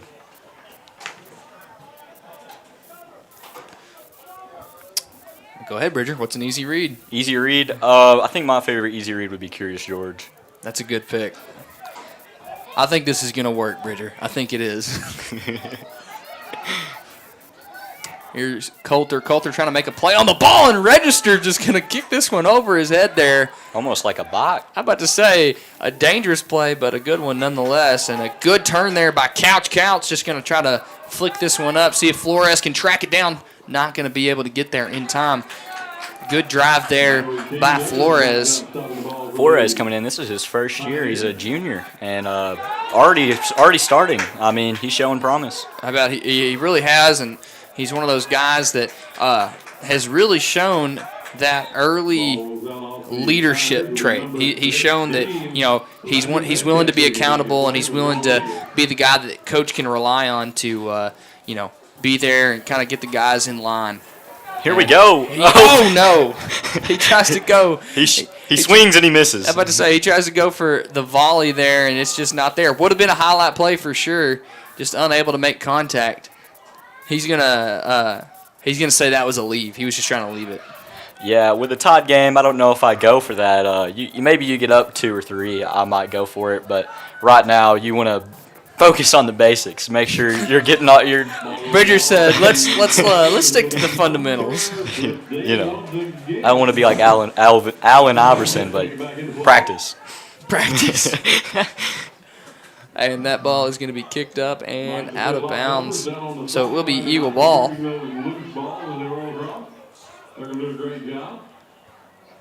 Here comes Ross Register going to take this throw in. And that's always a threat. I love the run-up he gets on these, too. That's how he generates a lot of this power. And, I mean, look at that. That's the spin on it. It's going to go straight into the teeth of the box there. He's throwing that from the 25. Yeah, he is. And he's getting it all the way down there. I mean, he's almost getting into the 6-yard box. That is ridiculous. Some people consider that the blender. The blender.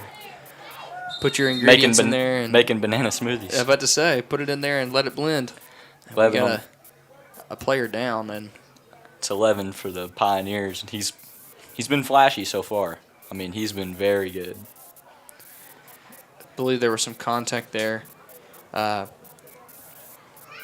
with Levi Compton. Levi Compton, I mean, he's a big guy, big physical guy too. He plays linebacker for the Eagles, and yep, I've ran into him in practice one too many times, man, I can say. I was about to say, I'll tell you, I've ran into the guy playing pickup games, and it's not fun, I promise.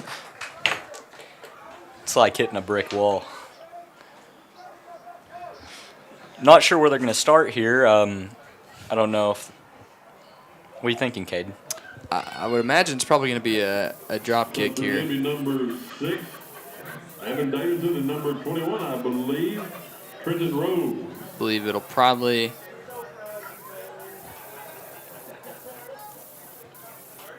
Oh, no. I hope Mark's not discussing things with Levi.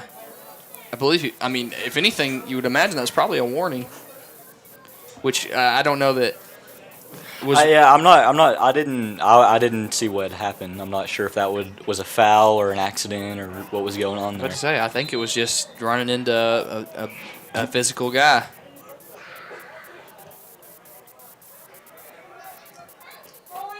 And now here's Luke McDonald with it. McDonald gonna try to thread the needle there on that pass. It's just not there. Now he's got to run. He's got to transition here on defense. He let the guy that beat him get past him there. Luckily, Ross Register there to clean up the mess. That ball is going to snipe the athletic trainer over there on the sideline. We got to come up for a nickname for Ross. I mean, he just keeps everything out. He really does. The roadblock. I don't know. We'll workshop it. We'll put a pin in it. See what comes of this pause in action here. It'll go to be Ross Register to throw it in. Bobby Ward is going to lead with number 24, Ross Register, putting it back into play. Flores wanted it there, but Ross going to go long, show off that arm. Looking for Couch. Couch unable to maintain it here. Ross being aggressive over there on that sideline. Or, excuse me, Couch. I knew what I was trying to say. The ball goes out of touch on the Pioneers. Oh, they're going to make a swap here. Let Couch get back up there high near the blender, as we called it. I guess they're calling some kind of foul there. I'm not sure what it was. Comes Flores. Good kick. That's a nice line on it. Gets a touch on it right there in front of the keeper. You have to convert on that. Unable to do so. Now here's a counter. Can they make anything happen here? Going to be a nice ball put up high.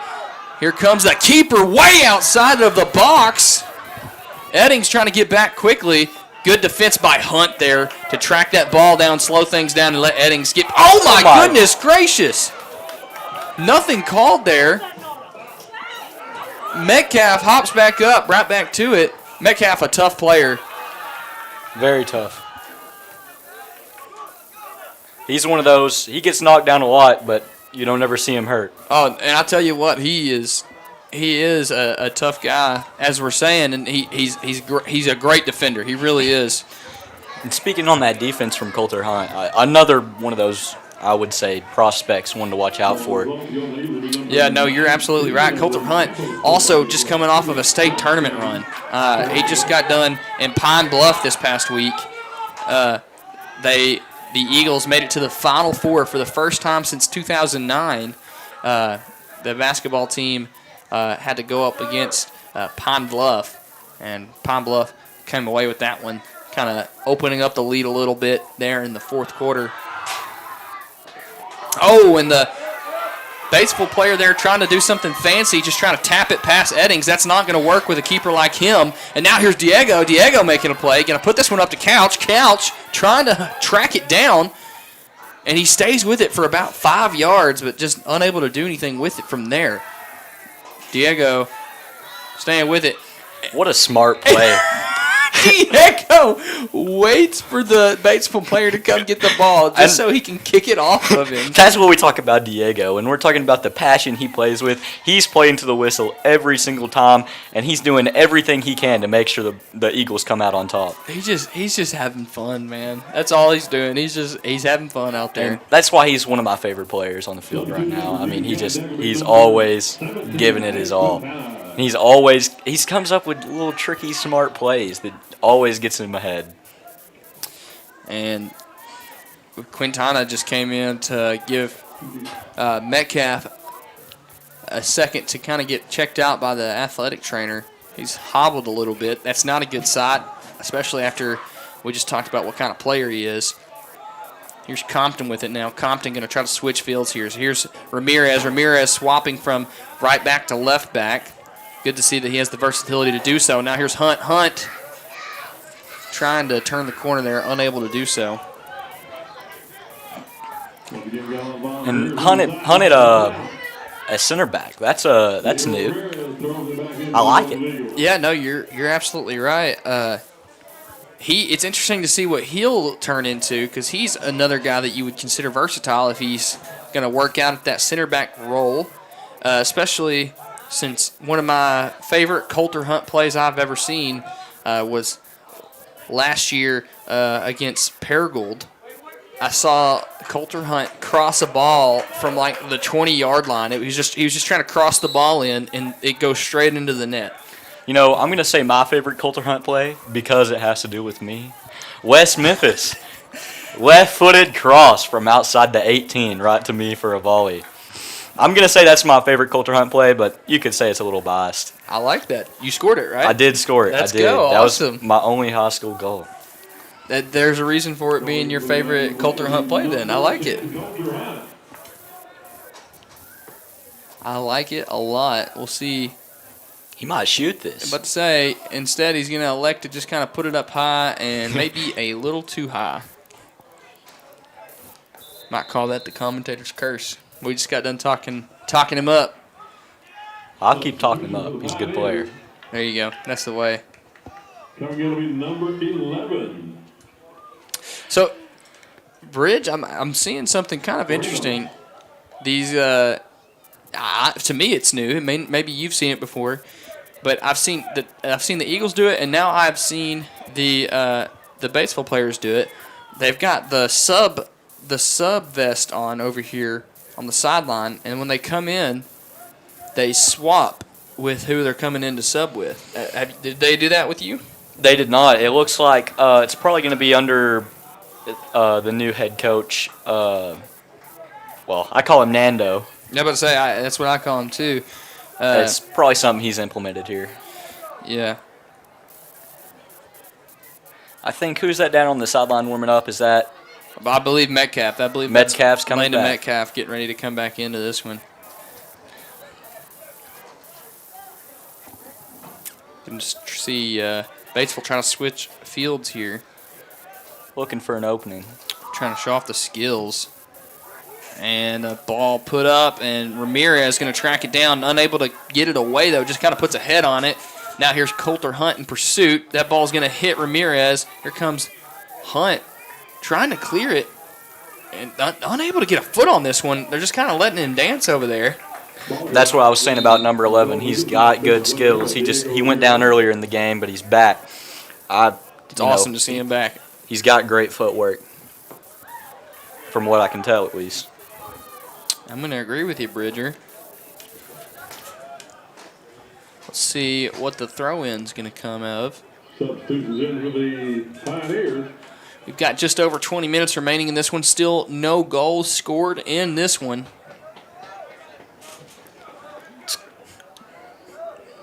And honestly, it feels like somewhat of an evenly matched game.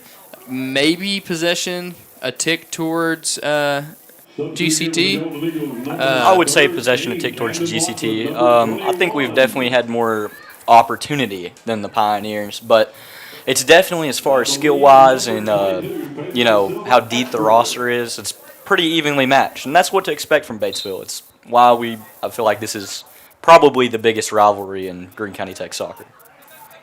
And on the note of rivalries in Greene County Tech soccer, maybe one that we're kind of hoping returns this season, that team across town, Paragould.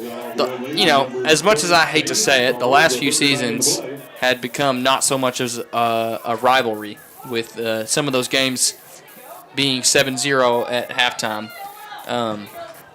And I don't care what anybody says. That's just, that's not good for a rivalry. It's not. So, but early in this one, new hire coach Mark Yawson over there for Paragould, which you and I know Mark Yawson well. A great guy, a really, really good coach. Yeah, one of the best coaches I've ever worked with, for sure. And, a guy who, as we talked about in the girls' game, someone who's passionate about the sport. And when you're passionate about the sport, you like making a difference in it. So, and it seems like he's made a difference this year. I've seen some of the score lines coming out of Paragould, yeah. and they're winning their games. I mean, they're playing good. And that's exciting. And the original point, hopefully that means a return to the rivalry games that we used to have with Paragould Tech soccer games. Yep. I mean, win or lose, I hope they're close this year. Yeah, I do too. It's fun, obviously, being on the winning side, but as a fan, but it's just there's something about those close games. Mm-hmm. It makes it more captivating. Yep, especially when they're right across the town that you love so much. So, and a kick just gonna get flicked up, and oh my goodness, he bobbles it a little bit, but he's able to come down with it. I think that was maybe Camden Senior. I can't think of his last name currently. I'd say we have the roster here for you. I know, I've lost my roster. Camden Watson. Camden Watson, that's it. Yeah, we had to donate a roster for the greater good. And now here is, I believe, Josue with it. I believe that's Josue. Yep, Josue with the play. Back on the ball. Looking at possibly a through ball, just a little tad bit too hard. And the foreign exchange student, Pedro. He scored against Brooklyn. Really? He did, yep. He was the only goal against Brooklyn last week. So something to be excited about. Maybe he's going to make a return into the scorers column. Number 9, Chris Diaz. Looks like we got some subs coming from the Pioneers. And again, doing the little the sub blouse handoff. We're just over halfway through the first half. And right on cue, Berm, that's what I was about to say. Got about 18 minutes remaining here in this first half of action. Still 0-0. No team giving which way yet. Beautiful 1-2 from the Pioneers, but they ended up losing it. Here's Josue trying to work the ball around. Ross Register going to put this one up to Couch. Couch back to Josue. Up high to Watson, or excuse me, Flores. Flores not able to do anything with it. Couch winning the ball here. Going to play it over to Ramirez. Ramirez going to survey. Eagles trying to work some ball movement now. Josue going to just throw a pass up. Should have controlled it just a little bit better. He had some time. Yep, Ramirez needs to look to his wing for that. Pedro was wide open.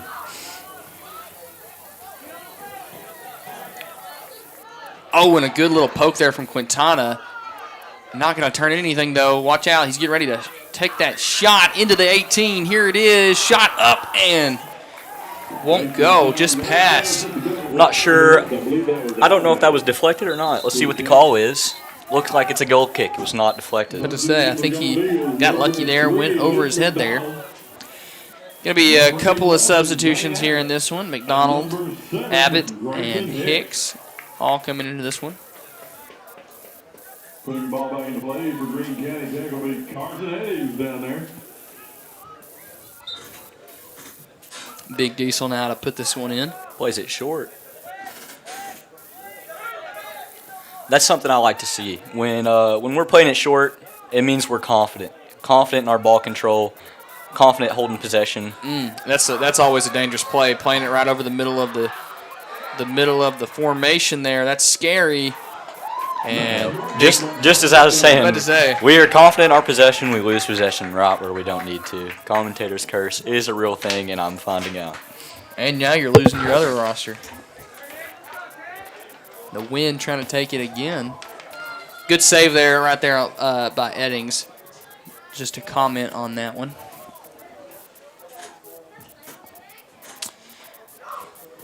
Oh, what a ball tackle there from Pedro there. Now going to find Hicks. Hicks not going to make anything happen there. Tried to show off the skills a little bit.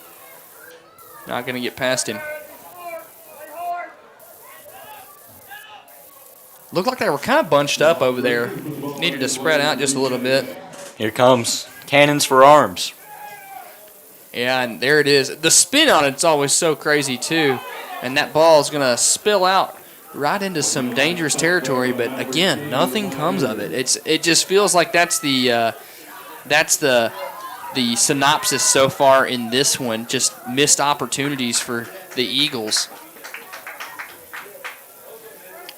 And now here's McDonald. McDonald trying to attack the ball here. He finds his way over it. Now he's going to try to contain possession. He's, not looking around for a pass, and he's going to lose it.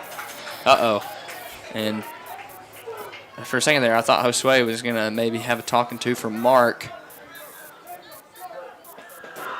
Abbott gets a foot on it, trying to make something happen there. Abbott playing the right back position, and a whistle finally going to get blown there. And this is in dangerous territory. This is going to be a free kick. This has been something that we've struggled really a lot with, especially last year against Batesville. Giving up, Batesville are mean with the free kicks, and they put them good. Yeah, I was about to say, you never want to give up a set piece. Set pieces usually lead to danger. And this one, like you said, in some bad territory, could have some menace to it. So here we are now, whistle blown. Eddings in the net, between the sticks. Here's the shot, up. And straight into the hands of Eddings. Whistle blown. What is this?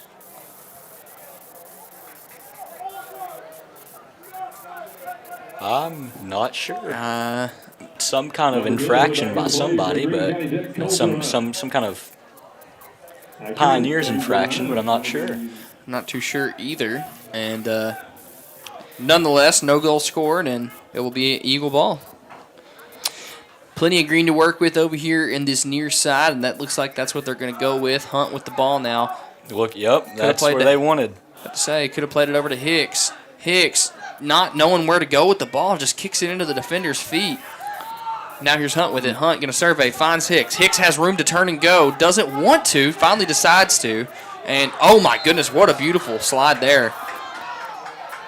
Going to call a foul here. That's...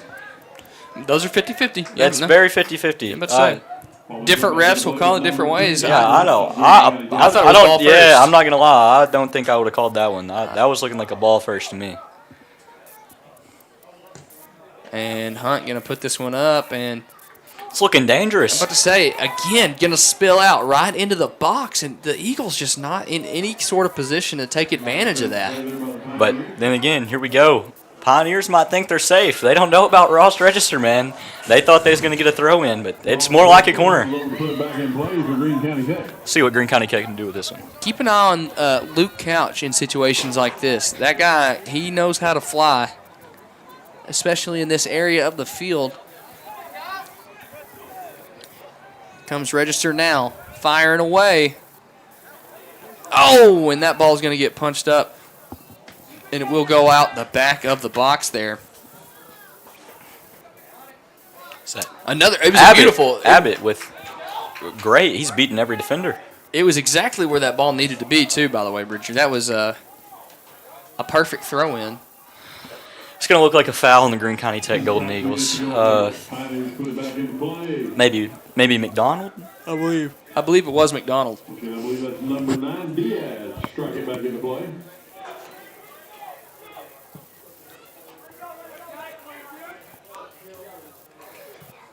The technique on that hit was beautiful. The way that ball was flying was pretty. And, you know, they really do, as you mentioned earlier in this one, they want to get it to 11. Yeah.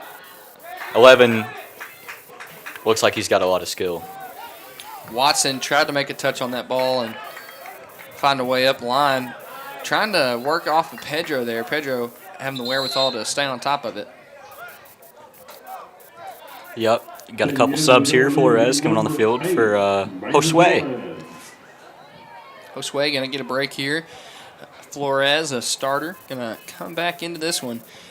You know what? Something that we haven't really given attention to that deserves a little bit of attention, the new threads for the Eagles. A little checkered uniform going on. I got to say, I like it. I've heard mixed opinions about it. I like it personally, but yeah, I know. What's going on here? Got another foul. Whistle blown. Yeah, no, Bridger, I'm with you. I like it. I will say there. So I had a brother who was on the team, and so that meant I kind of had some inside sources on potential uniform options. I was also in on that. I had the inside information too, Caden. I'm about to say that the Barcelona green and yellow stripes looked kind of cool. I'm not gonna lie. It would have looked pretty cool. Yeah, that probably would have been the best option, but the checkered it still looks good. I'm about to say I don't hate the checkered. It's something different. It's something fresh, and I'll say this. I said the same thing when the football team got new uniforms a few years ago. I love a good new uniform. It's something to get the guys kind of going. I always live by the mantra, you look good, you play good, you get paid good. You know, Allen's leaving a little speechless, but yeah, oh, I agree. Goodness. And Couch trying to flick that one over to McDonald. Win picking up in this one. I say that because papers are flying around up here in the booth, guys, and Hicks finds a way to get that ball up line. Now here's Couch with it. Couch has the green light. Not going to fire away, though. Going to cross it instead. Ends up at the feet of Pedro. Pedro unable to turn and shoot there. Identified defensive play by number of the Maverick King goalkeeper.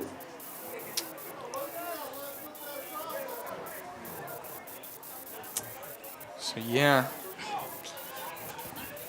Coach G gonna, at least that's how he has himself listed here on the roster. Nando going by Coach G, the new coach of the Eagles. Came in, as we said, and maybe instilled a little bit of some new culture along with some new uniforms and new formations. Different tactics. For sure, different tactics. We'll see, you know, as we have it here early in this one, just a little over. We're going to get a foul here. Say a hard foul. See, I believe it'll be Eagle ball. Under 10 minutes remaining in this one. I'm going to say in the first half. Coulter Hunt's going to take this. He's going to fire away here. I say he shoots it.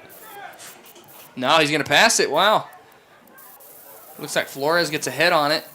Now here is... Oh. I believe that was Compton there. Compton unable to do anything. I believe this will remain Eagle ball. That it will. Here we got back in the danger zone. Danger zone. We'll workshop that one. Yeah, the intrusive thoughts got to me, man. I can't lie. I've been thinking that for the last, 15 minutes. And here's a pass into the box. Nothing comes of it. Again, that sums up this entire game, Bridger. It's just been missed opportunities. Yeah,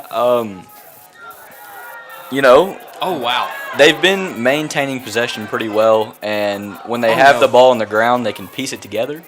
But they just cannot get that finish. Yeah, they seem to keep running into issues where they get it right where they want it, and then they're unable to, as you just stated, they just can't finish it. And Luke Couch doing his signature flick there. He's done that a few times. And it's hit and miss, I would say, on the flick. Sometimes he does it a little too high, and really he needs to keep the ball on the ground. About to say, didn't have to clear that one there. Maybe had some room to turn and find someone else there. Now a corner. I believe this to be the first Batesville corner we've had tonight. As far as I recall. I think so. I think this is the first corner, which is a testament to the Tech defense so far. They've got it's that number 11 back on the field. So let's keep an eye on what the set piece is going to be. Corners can be dangerous. Here it is, going to go straight at that near post, and nothing will come of it. I believe we'll be running it back. Nate Quintana with a good ball. Nice defensive play there by number 17, Nate Quintana. It'll be another corner kick for the Pioneers. Doing exactly what he's supposed to do on that front post. And here we go again. This one a little higher. And going to go all the way past the back of the goal here. Abbott just going to clear that one. Good play. Good play. Can't hate on that at all.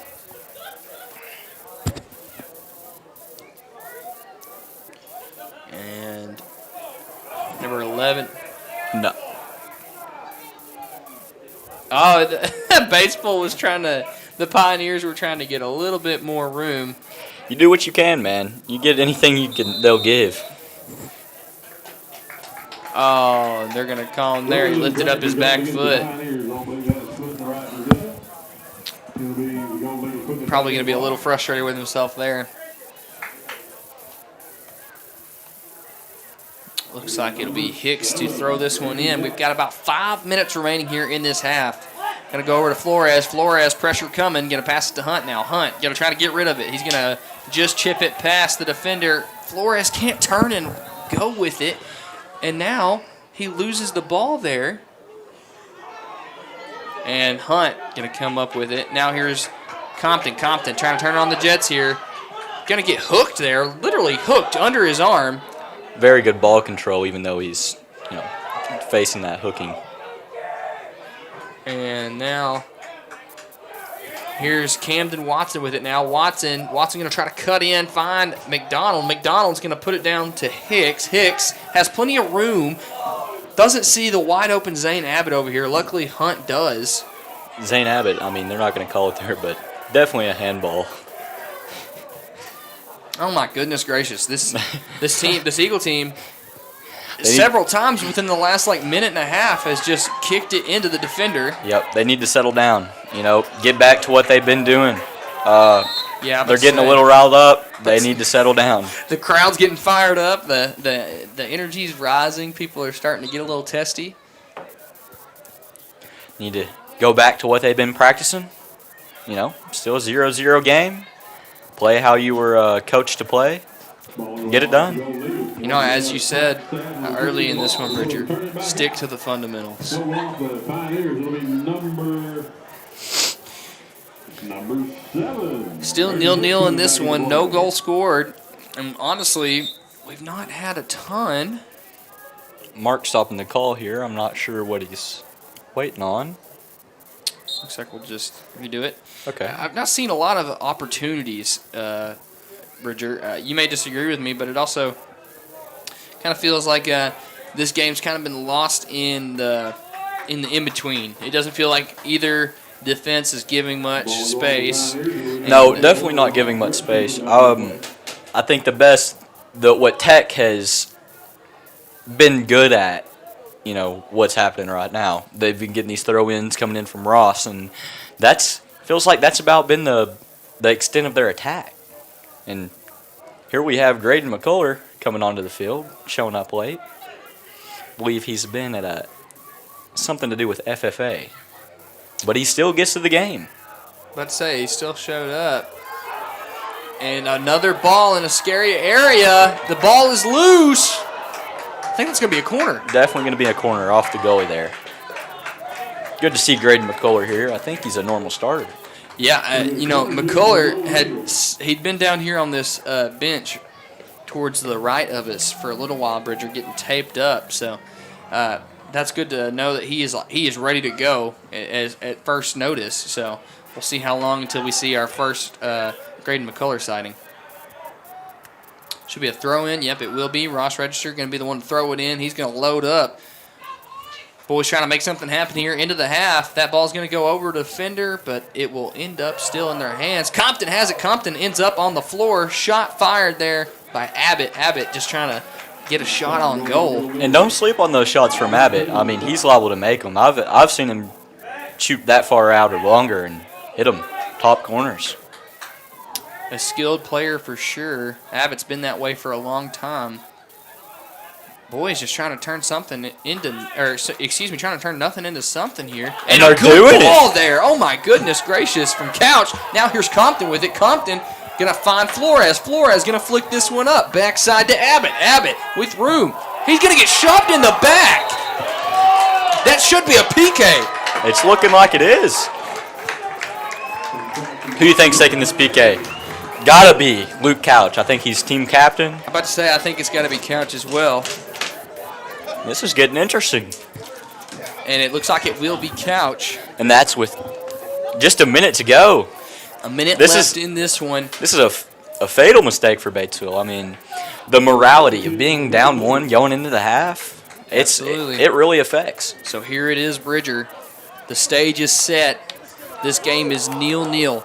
The captain band on his arm. The power in his leg. 1 minute remaining here in half. If he makes this, they go up 1-0 heading into the locker room. Let's see what he's got. He's going to reset it. Immense amount of pressure set here on the shoulders of Luke Couch. Oh, no! He doesn't make it. He doesn't make it. Oh, no. After facing that adversity, I don't think Batesville's going to make the same mistake again. Yeah, you have to capitalize on those. Oh, man. And you know, Luke Couch, the type of player he is, he's going to be kicking himself over that one. Not only kicking himself, but he may have been given 110% right then. He's about to be given 120. And that'll be the first half. I'm about to say, that'll be the first half of action. At the end of that, it is still all knotted up. Stay tuned, though. We'll be back with second half action.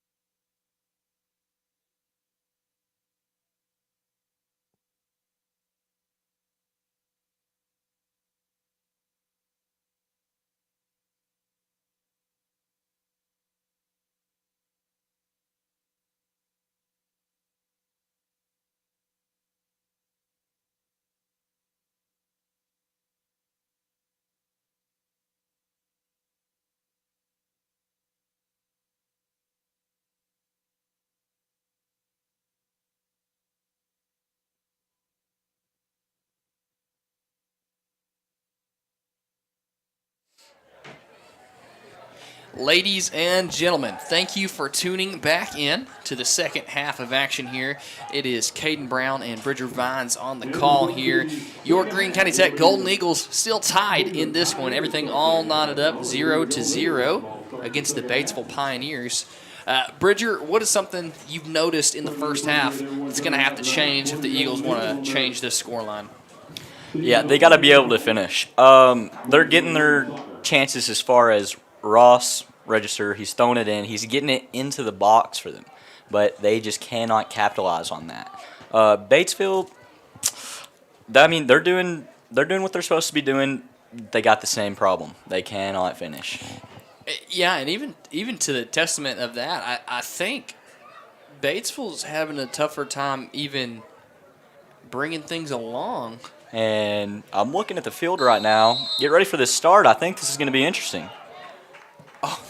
Well, no. Didn't work out how they wanted it to. But to say, I don't know that's. I don't even think that's a commentator's curse either. I think that's. They're just swarming right. Oh, when he megged McDonald, Flores megged Luke McDonald. I think they were trying to make something happen there, and it didn't. He's offsides. The flag goes up. Flag goes up there. Yeah, no, Bridger, you were right. Good eye on that. They were trying to run somewhat of a Hail Mary. To see if they could turn it into something. But got a couple Kylian Mbappe's out there, man. True. I mean, showing off that speed a little bit. Luke Couch having a word with the opposing team there. Interesting to see, as you said, if they can build on this. You know, Tech has had a hard time finishing and converting the goals that they've had in front of them. They've had multiple opportunities where they've been in the box or they've been in front of the keeper to where they just needed to put a foot on it and see if they can finish it, but they've not been able to. Quintana trying to turn something into nothing, or excuse me, nothing into something there. That was the right play from Ross Register. Yeah, absolutely. But on the flip side of things, it's getting mauled. It's getting mauled. It's going to be. They're going to call it against the Golden Eagles. They're going to call it on McDonald.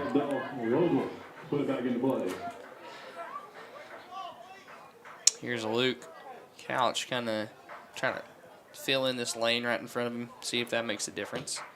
I mean, he goes right over Luke's head. Good touch there from Compton, and McDonald doesn't go for the ball.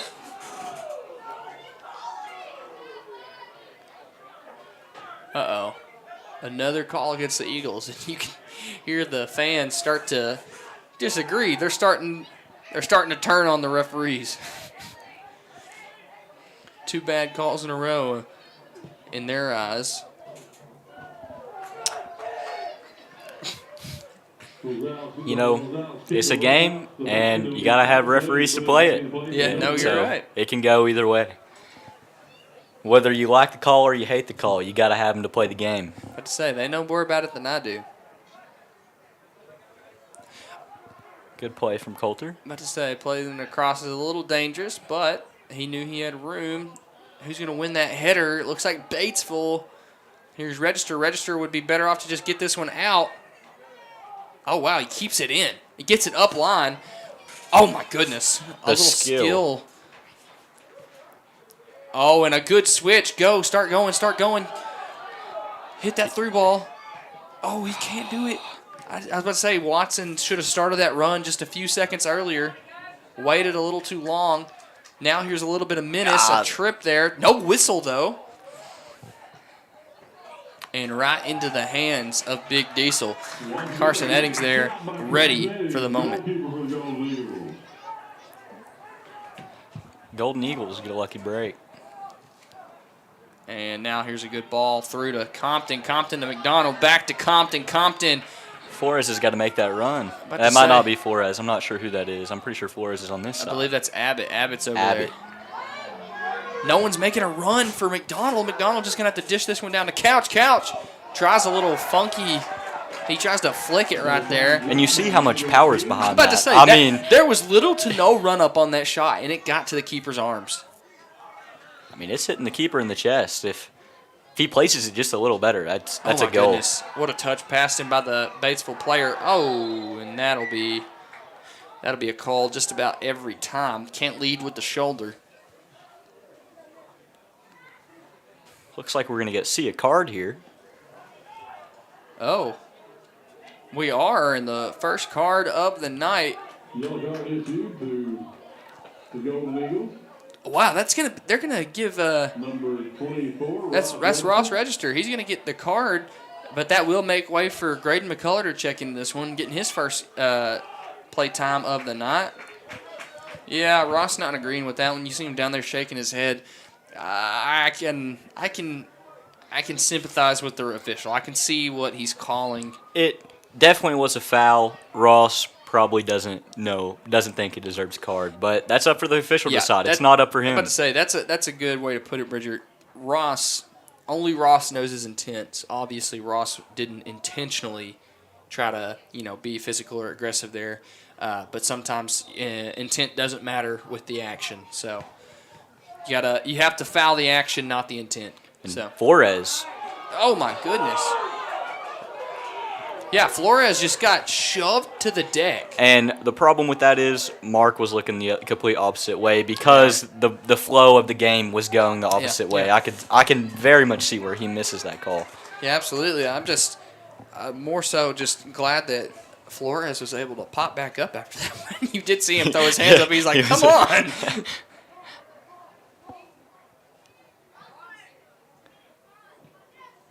Ball just gets booted up in the air and out of bounds. It's going to be Batesville throw-in. Let's see. Here comes the pass right back to him. And again, we commented on it early. Oh, my goodness. It's going to be no call. Compton kind of wondering why he's allowed to just get tripped and thrown to the ground there. Oh, Abbott. Abbott works. He's so good at those, man. He is. He's faked me out one too many times for me to admit to. And that ball had a gets good spin on passed. it. Good leave there. Watson trying to turn and go, unable to. I don't want to call them the water girl if that's not who they are. Whoever is by the water cooler down there on the bench almost got I think that's gonna be Lane Phelps, who injured out of last game. I believe I heard she's got a torn hamstring. Oh my goodness. Possibly. That's what wow. I've heard. That's terrible. That's awful to hear. Think it's gonna be a call on Josue.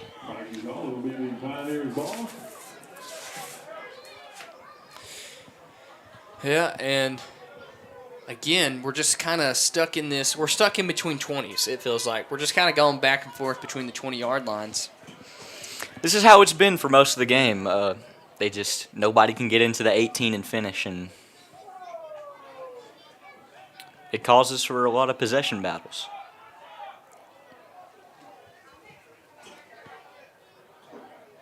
And this one will just go by. I think it's going to be a gold kick for the Golden Eagles.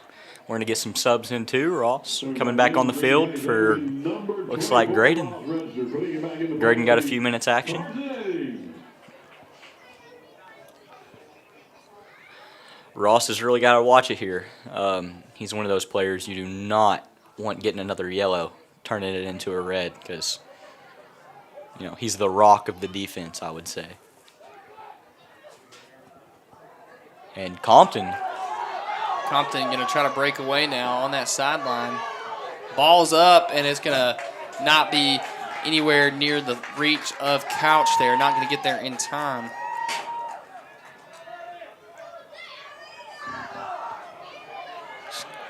Batesville, all the room in the world.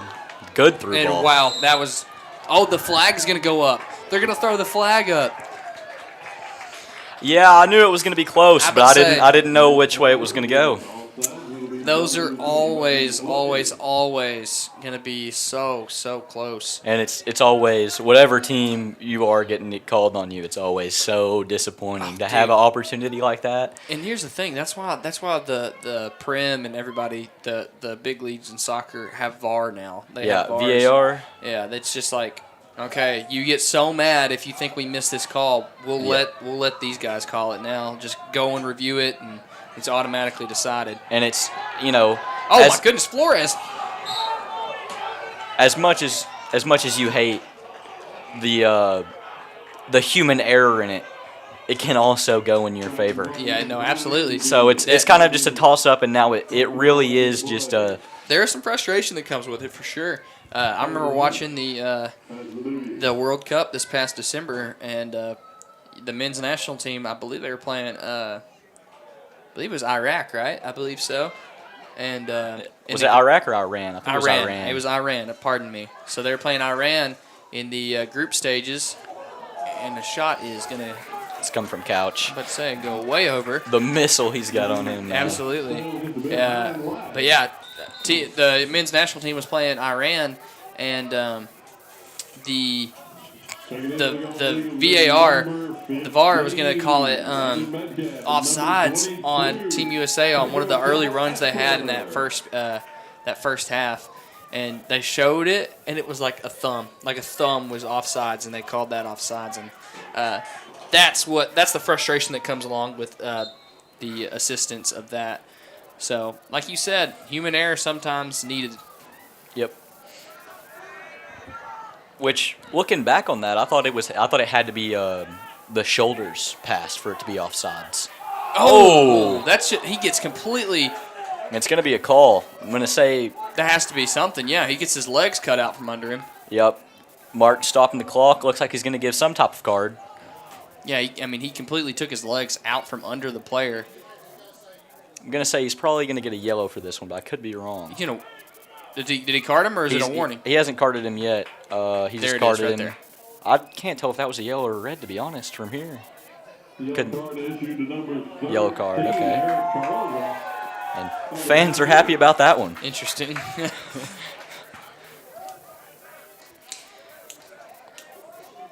See, Luke Couch and maybe, is that Zane Abbott or Mason Flores talking? I believe that's going to be. I think it's going to be Zane Abbott. I think so. I'm looking for Flores. I don't see Flores. No, no, it is Flores. Okay, cool. So Flores is going to take it. It's going to go right into the. Oh wow! He's going to get a rebound shot there. A second touch. That one has some power behind it. Call that the 1-2 to himself. I was to say. He said, "Fine, I'll do it." Tech, high press. See what he can do with it. It's going to be a throw-in. Here comes Metcalf now. He's going to be the one. Oh, nope. Ross Register said, "I got it. Don't worry." Yep, you have to know. Ross is going to be there every time. 30 minutes remaining in this one. Still tied up, 0-0. I'm going to say this is going to be one of those that comes down. Ross wiping his hands off good, getting ready for this throw-in. I think he's getting him warm, I think. Yeah, you mentioned that earlier. The cold may have an impact on him, trying to warm him up a little bit. Beautiful ball. Wow, that's incredible. Coulter Hunt. Coulter, maybe a little more power on that. If there's some more pace on that ball, it might go through. And what a ball from the keep. Ross is going to be there. He always is, from man. From the throw, too. I mean, off that throw, he's at the 20-yard line, and he's all the way back so fast. He tracks back so well.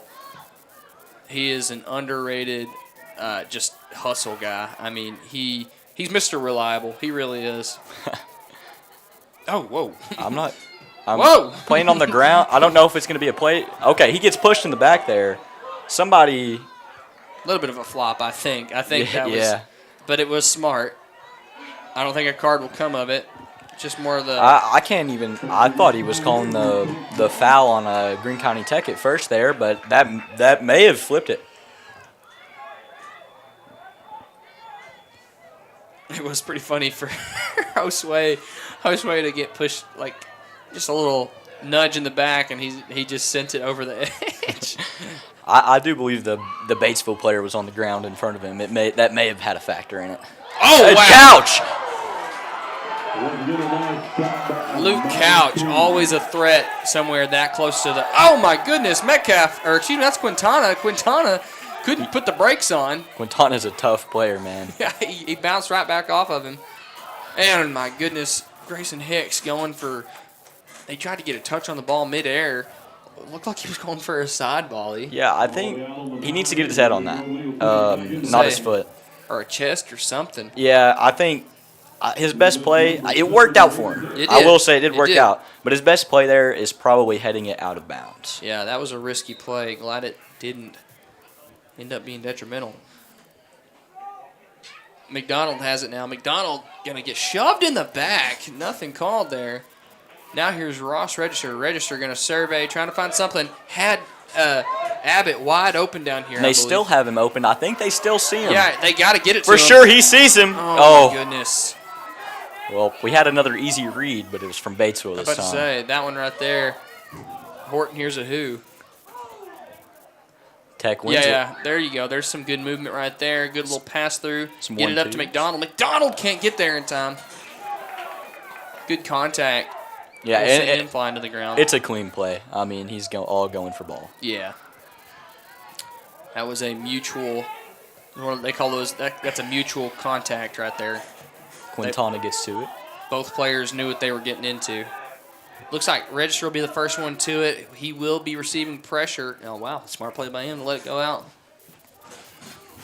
Yep, if you can let it go out in that situation, you definitely do. Yeah, absolutely. And Zane's just going to keep going. Gets fouled. Absolutely a foul, but he still will just continue down line. Going to get the play on call, which you want. Here comes Ross Register now again. I mean, it's crazy. He just threw that thing easily like 25 yards. There you go. Control this one here. Going to fire away. Like he's kicking a field goal. It is a side volley. Very hard to control. But with the clock winding down, you got to take what you can get. Absolutely. Trying to make something happen here. Something spectacular. About 24 minutes remaining in this one. Or, excuse me, just under 25 remaining in this one. Oh, wow. Good, decent trap there.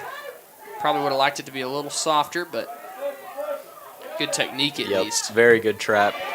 Needs to work on that through ball, but they win it back either way. Luke's got to see Luke there. Doesn't have the time to turn around and find it. And here we are back in the danger zone. Because if Ross will give him time on that last throw-in, he did not give him time. And Ross might not be taking it this time. He might be a little tired. Oh, Couch is taking it. Maybe that tactic just isn't working out for him. Unless they do exactly what they've been doing. And they do. So maybe Ross just needs a little bit of a rest. I believe a call from the fan section there. I'm going to agree with them. The good old, what? Yeah, I'm not entirely sure what that call was. But Luke could have had that one right there on the breakaway. Oh, no. He's got to get a better touch than that. That's really, really bad. A whole lot of menace to this one. Oh, wow. To offsides. They're gonna put the flag up on that one. Batesville, you know that's gotta hurt. I mean, they haven't been getting the chances, and they finally get the chances that they want, and they're getting that offsides call. Yeah, that one stings. That one stings a lot. But a lucky break for Greene County Tech. Yeah, I bet Carson was pretty worried there for a few seconds. I don't know. I don't think Big Diesel feels pressure. You could be right. Levi winning it. Oh, my goodness. Levi Compton just fighting there. It's a mosh pit. I'm so sorry. The crowd is getting me. I'm laughing every single time. There's this one particular what I keep hearing that's getting me. It's so aggressive. Yep, the crowd are definitely hyped up about this, and it's good. I love that. Yes, I mean, the crowds feel like there's so much more energy in this crowd than what there was back when I played. Yeah, even just last year, it feels like they've got more of a student section, or not really student section, but a support group, and it's good. And, right there, we just saw Coulter Hunt. A little bit of a bobble, and I'll say they call that DTM, doing too much. So maybe trying to do a little bit too much there. Luckily, the ball doesn't end up going the other way. yeah. What have I been saying all game? Fundamentals. Just pass the ball, man. Stick to them. Fundamentals will win you the game 10 times out of 10. What is it they've told us since, Pee-wee soccer? Pass with a purpose. Keep the ball on the ground. Yep. Don't be doing too much. Oh, my goodness. And this has been a physical game. I'll say that. This has been a very, very physical game. And that's how it is against Batesville. Both teams want to win so bad. I believe that field goal was good. 3 points. That's why it's physical. Both teams want this win. Both teams. It's a conference game, and it's your first conference game of the year, I think, for both teams. You want to start the year with a win. You absolutely do, and especially against, like you said, Bridger, someone that's kind of becoming a little bit of a rival. And I cannot believe. Why? Yeah, Abbott. They need to look for Abbott. Oh, my goodness. Diesel just going to put this one up.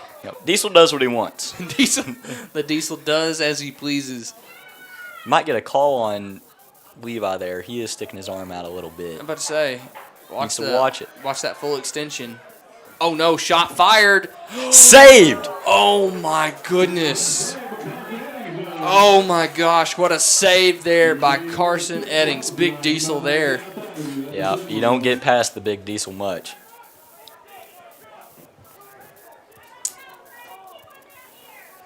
Good play there from him. He's been doing that for a long time. Let's see what we got here. Set pieces are scary. Nothing comes of this one, though. Just got to get the ball out. Just got to get the ball out and go. Hunt with plenty of room. Oh, got to put this one up to Couch. Couch. Oh, Couch tries to be a little fancy. I think it might work out in their favor still. Oh.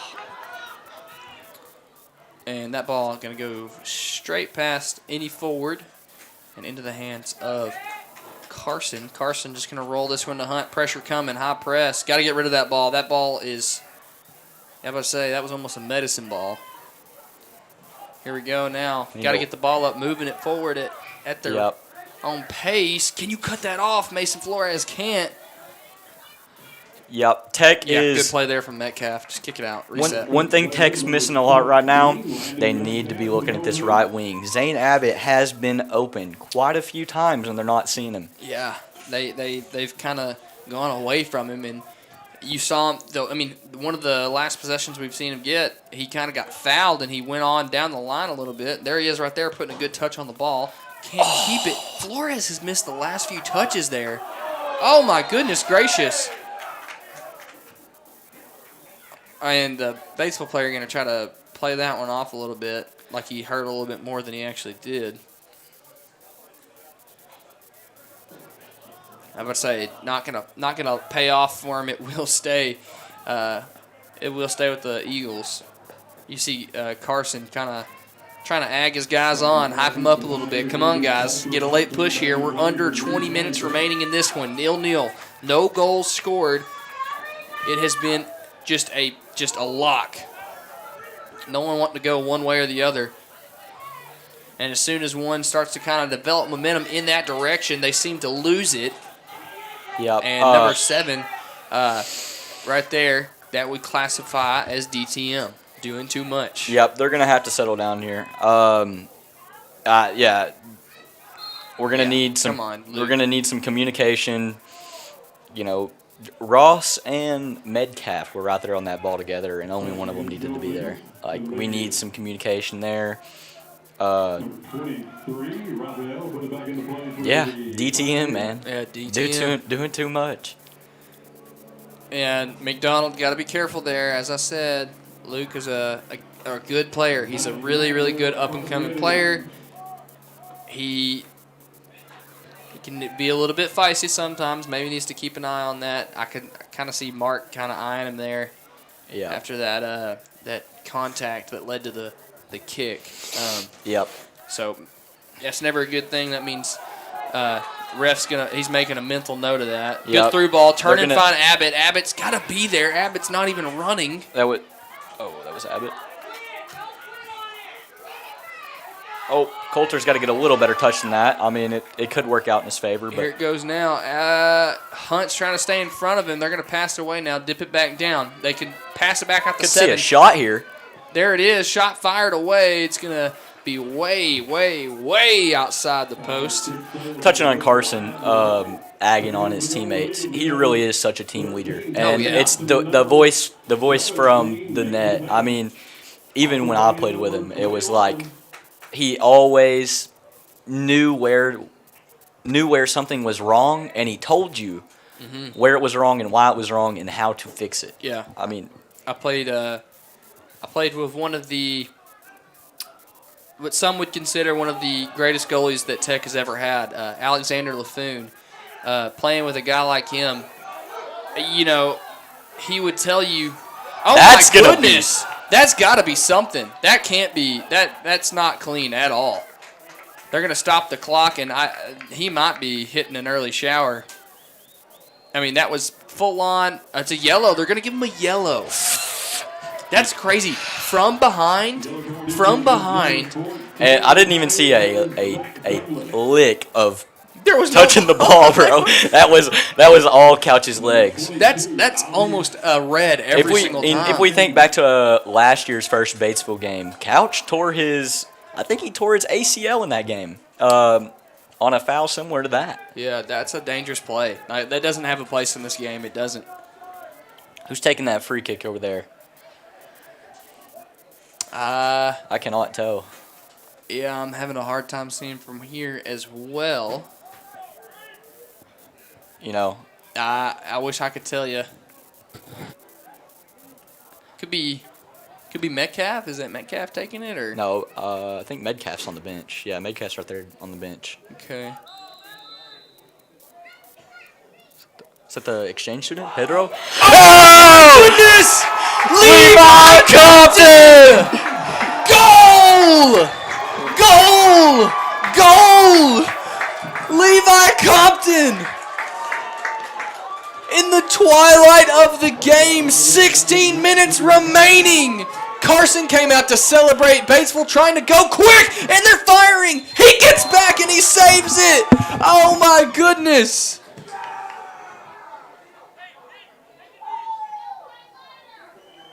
Oh no. Oh, and he's seriously hurt. oh no. I didn't see what happened. I was looking at the ball flying in the air. It's pretty bad. It is. The leg does. Oh, that does Yeah. not look good. Yeah, but say it's not supposed to look like that. Pioneer player, number 23. Yep, that's a serious injury. Yeah, and I could tell the severity of the injury when Luke Couch immediately turned to his teammates behind him and said, "Take a knee. Get down on your knee." Yeah.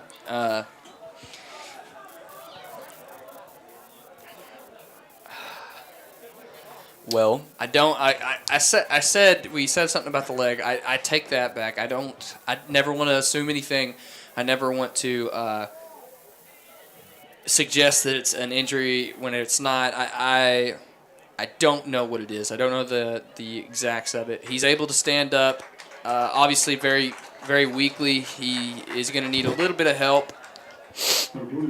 That is immediately better than what we assumed at first. So please pardon my assumptions there. We hope that whoever that is, again, we don't have a roster. We hope that they're able to recover swiftly and possibly even get back in this I was game. about to say, I'd love to see him back in this game even. But, Under 16 minutes left to play in the contest. To touch back on what we were talking about before that kickoff was taken so swiftly, Levi Compton. Levi Compton flying in with the header. And that is something that you love to see, especially coming up all through high school. This is his senior year. He has always wanted to play some kind of forward position. Yeah, he has. He has been on the back line his entire high school career. And Every practice, you would hear him say, I want to play some kind of forward position. And he's getting to do that this year. Yeah. And he's showing why he should play a forward position with that right there, with a goal. He's got such a high motor. He really does. You won't find a guy who tries much harder than he does. I mean, he's a stud. He really is. And he's like that in football, too. I give him his flowers in football. I'll give him his flowers in soccer. Number 11, that's some good touches there. See what he can do. Blows past the defenders. Here he is now. Going to be a Greene County Tech ball. I'm about to say, so nothing comes of it. But yeah, no, huge goal from Compton late in this one. We're getting towards the end of it against a rival. Goal scored. A header nonetheless. Can they hold off in this one? You got to think back and look. I mean, this game could be 2-0 right now if we have a PK that's converted. Yep, it could also be 1-1 if he's just not offsides. You're absolutely right.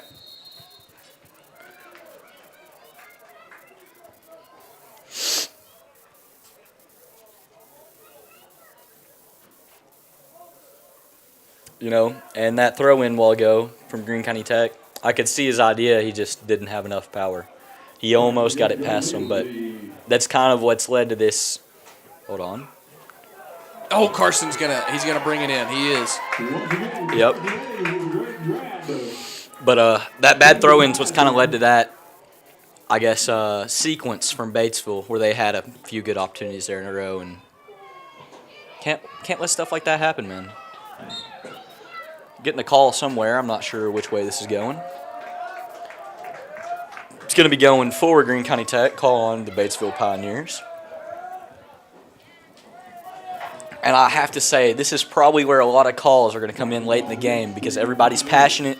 Everybody's playing their hardest, whether, it's... Oh, whoa. And... McDonald. Good. He needs to give it away there. I mean, he hits his flashy moves. Okay. A little shot attempt there from... Was that register? It was register, yes. Register said, why not me?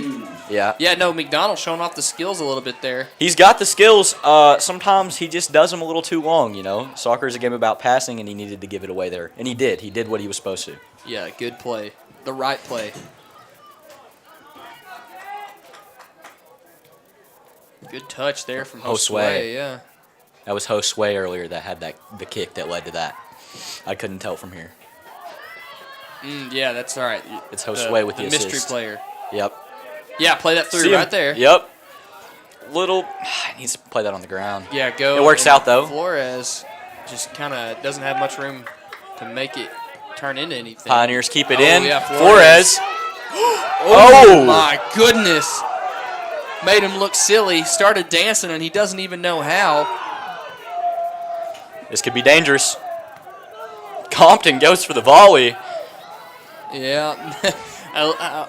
A little bit, maybe you get a little excited there. Trying to add on to that. You got a header. Why not go for a volley next? And yep. Defense got to tighten up here. They're opening up in the middle. They get it. Ross Register, ever. Mr. Reliable. He is always where he needs to be. Oh, that's a dangerous play there. It was clean. How about say? It was clean. Let me clarify. When I say dangerous, and I don't want him to maybe get a call there, especially this late in the game. Yeah, get a call or hurt a Batesville player, but that was executed very well. Say all ball. Oh my goodness! Oh, this is not good. That ball can't get through. That ball cannot get through. It's very good defense from Register. He's going to shut him out all the way till it's out of bounds. Is this going to be a corner or no? It's a throw in. Say, I look over and Bridger's hanging out the window. I need to be doing the same. Got to get the best angles. Yeah, that's absolutely right. How do we lose the ball there? Yeah, Abbott needs to settle down a little bit. We've got just a little under 12 minutes remaining in this one. Your Eagles lead 1-0.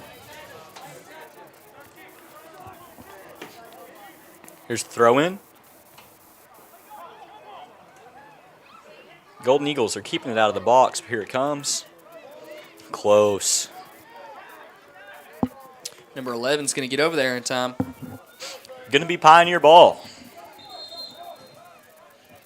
And here comes a sub for the Pioneers.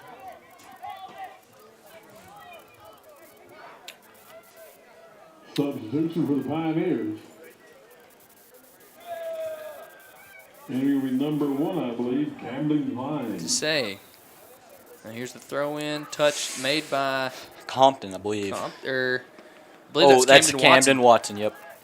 Corner for Pioneers. This could be dangerous. But to say they need these. They really do. These Yep. are some of the most dangerous plays in soccer. Let's see what happens if anything comes of it.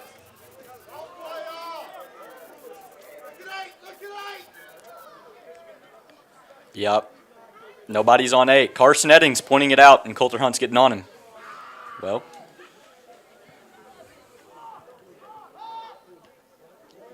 The ball's getting popped around there in a dangerous spot.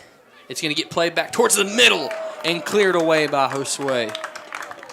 Nice defensive work by the Golden Eagles are passionate in the box. I'm seeing high fives all around.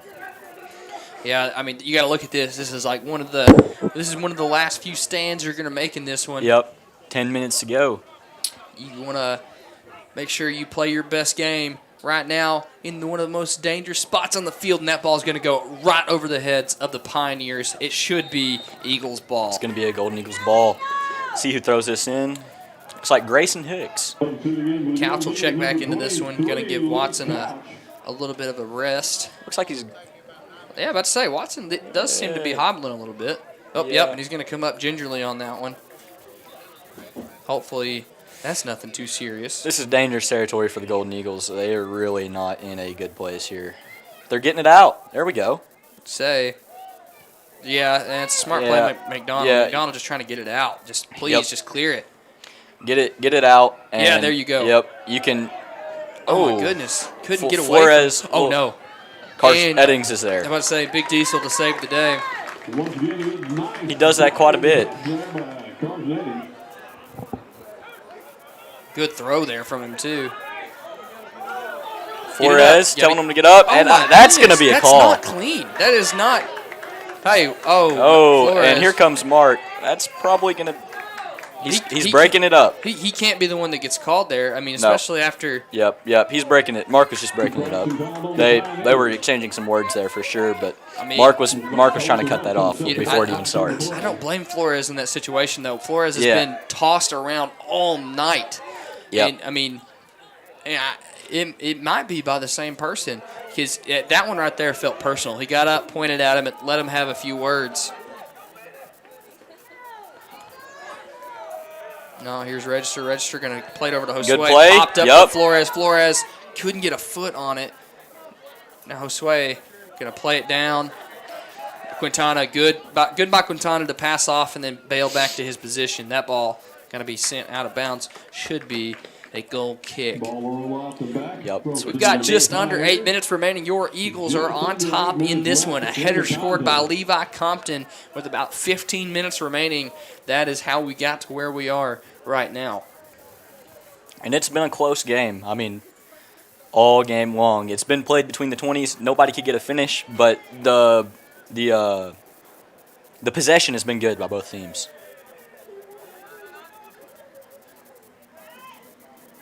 Oh my gosh.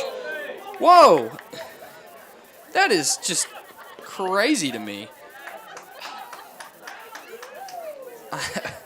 That is happening a little bit too often in this one. It's like, But I have to say, the Golden Eagles are used to this. We definitely play a rough game, and whoever we play against normally matches our energy. no, that's good. And that one going to get past Flores. Flores calling for it back. I don't know that he'll get it. Good play. That's the right pass. Yes. Look for the wing. Look for the wing. He's going to shoot it. Firing away there. He's got to look for his players there. he smells that blood in the Yeah, water. he's I got my got header. that- Now give me my brace. Yep. 6 minutes, 30 seconds to go. Right to Flores. Oh, Flores is has a bad touch. Got to have a better touch there. It's going to be And that ball's going to be good. That's good. Good through ball. Can the defense Grayson. recover? My man turned on the Jets there. Hicks. That's a good play. Yeah, great. Cuts off the action. Makes them play it back down. Reset the whole formation there. Yep. Good Oh, play. wow. Good play. He's got to look up. Does he see it? Oh, he's trying to do too much. Nope. It's a DTM, moment. bro. He saw the pass. He should have took it. Ball's in. Let's say you hear the sidelines and you hear the fans calling the same thing. It's a Look for your agreement. pass. There you go. High pressing action. Oh my goodness! Flores boots it right into the butt of Luke Couch. He saw the play. He was looking at McDonald on the wing. He was trying to go out, put it way up ahead of him, but he just. It was a funny moment. Luke Couch, obviously, he turns around to start accelerating to make his play, and a good flick there from Couch at first. But Couch turns around and looks at Flores like, what the heck happened? Why did I get hit in the butt? Going to try to run it down, Couch. Just couldn't quite get there. Touch was a little heavy from Abbott. I got to say, Couch moving pretty well there. Couch is moving really well. You know, he's had ankle problems in the past, but hopefully it won't affect him this season. You know, he's Josue going to get a call on him. He's gotten away with a few of those. And yeah, Josue's passionate, though. Couch, as you said, has a lot of injury history. So it's really, really good to see him moving as well as he has in this game. And I think a lot of the injuries have a lot to do with, as you've said, how passionate he is. He does everything so, like, 110%. 120%. And it's like sometimes your body can't keep up with what you're trying to do. So. Nope. Oh, that was almost. We talked about it in the girls' game. Deflections are scary. Yep. It would have been a good shot too. I mean, that had crazy power, and it was hanging low. It's like a beam. Yeah, a little stinger there. Tried to get through the teeth of the defense. Couldn't though. We have just over 4 minutes remaining in this one. It's going to be a corner for the Pioneers. Good corner. Oh, that I think ball's Big Diesel's going to get to it. And he is. Coming in to save the day. Like always. He's had a good night. He has. I've heard many people on the team quote that Big Diesel is my hero. Hey, I'm with the team. Yep. Good play here. He's got to watch his defender. Oh, a little bit of a heavy touch. I think that should stay with the Eagles. It's going to stay with the Eagles. Eagles. Oh no. Abbott comes up limping. Hopefully he's okay.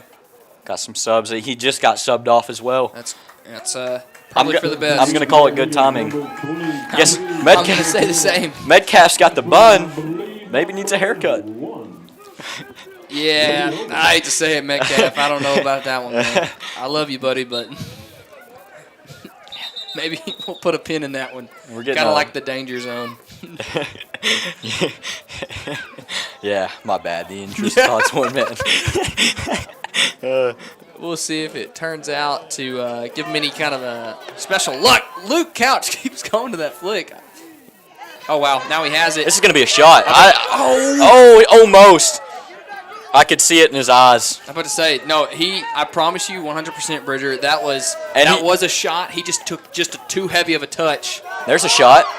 Levi Compton firing away. And he wants that brace, man. He does. And, that's one of the better shots he's taken, to be honest. I mean, definitely on target. 20 power. And Flores just couldn't manage to get in front of the guy there. Now here's McDonald with the McDonald going to play this pass out to, I believe, Pedro. Pedro going to let that one go. Number 11 with the throw in. Glad he's back from injury. There you go. Oh, yeah, Grayson fighting through some contact there. Going to find Couch. Couch chips it up. Couch not going to be able to track it down. Couch looks a little tired here. I can't lie. He's played a lot of minutes. He really has. What's the call here? It's going to be a Greene County Tech throw-in. Maybe he lifted his foot, or it did end up going out on the Pioneers. I believe Luke Couch went over there to pay his condolences. Pay his condolences. Oh, okay. Oh, my goodness. Pedro. Pedro takes one. He takes one there, Scott Sterling style. Pedro's going to get a yellow. What does Pedro get? He got a yellow? They carded him? Yeah, they just carded Pedro. Maybe too close to him taking the free kick? It could have been that. I mean, as much as I hate to say it, there could be foul language at play. If maybe he He is an exchange student. He might not know the customs of. I about to say he may have let something slip when he got pegged there on by that ball, because it did happen shortly after that. But it very well could have been he was just too close. We got here. I think it's in Greene County Tech's best interest to just let this one roll out. About to say, I think let the time look. They've got a minute 20 left. Let the time run as much as you can. Kill it. Kill the time. Mm-hmm. Yep, absolutely. You just want to milk the clock here. We've got around a minute remaining in this one. You've got plenty of time. No reason to rush this. Eagles starting to spread it out a little bit. And Couch just has such good head control. I mean, the plays he makes with his head are sometimes they just surprise me. It's a good clear from Ross Register, Mr. Reliable. Handball. They're gonna call play on. Good. Oh, I think Levi probably should have grabbed that one. Yeah. 30 seconds remaining in this one. Look for Batesville to just empty the tank here. Yep, and they should. I mean, play with passion. Give everything you've got till the buzzer. About to say, here it comes. Watch that overlapping run. Oh. We got 15 seconds. About to say. Time's running out. Mason. Good play there. Flores kicks it up in the air, killing time for sure. About to say, this should be pretty much it.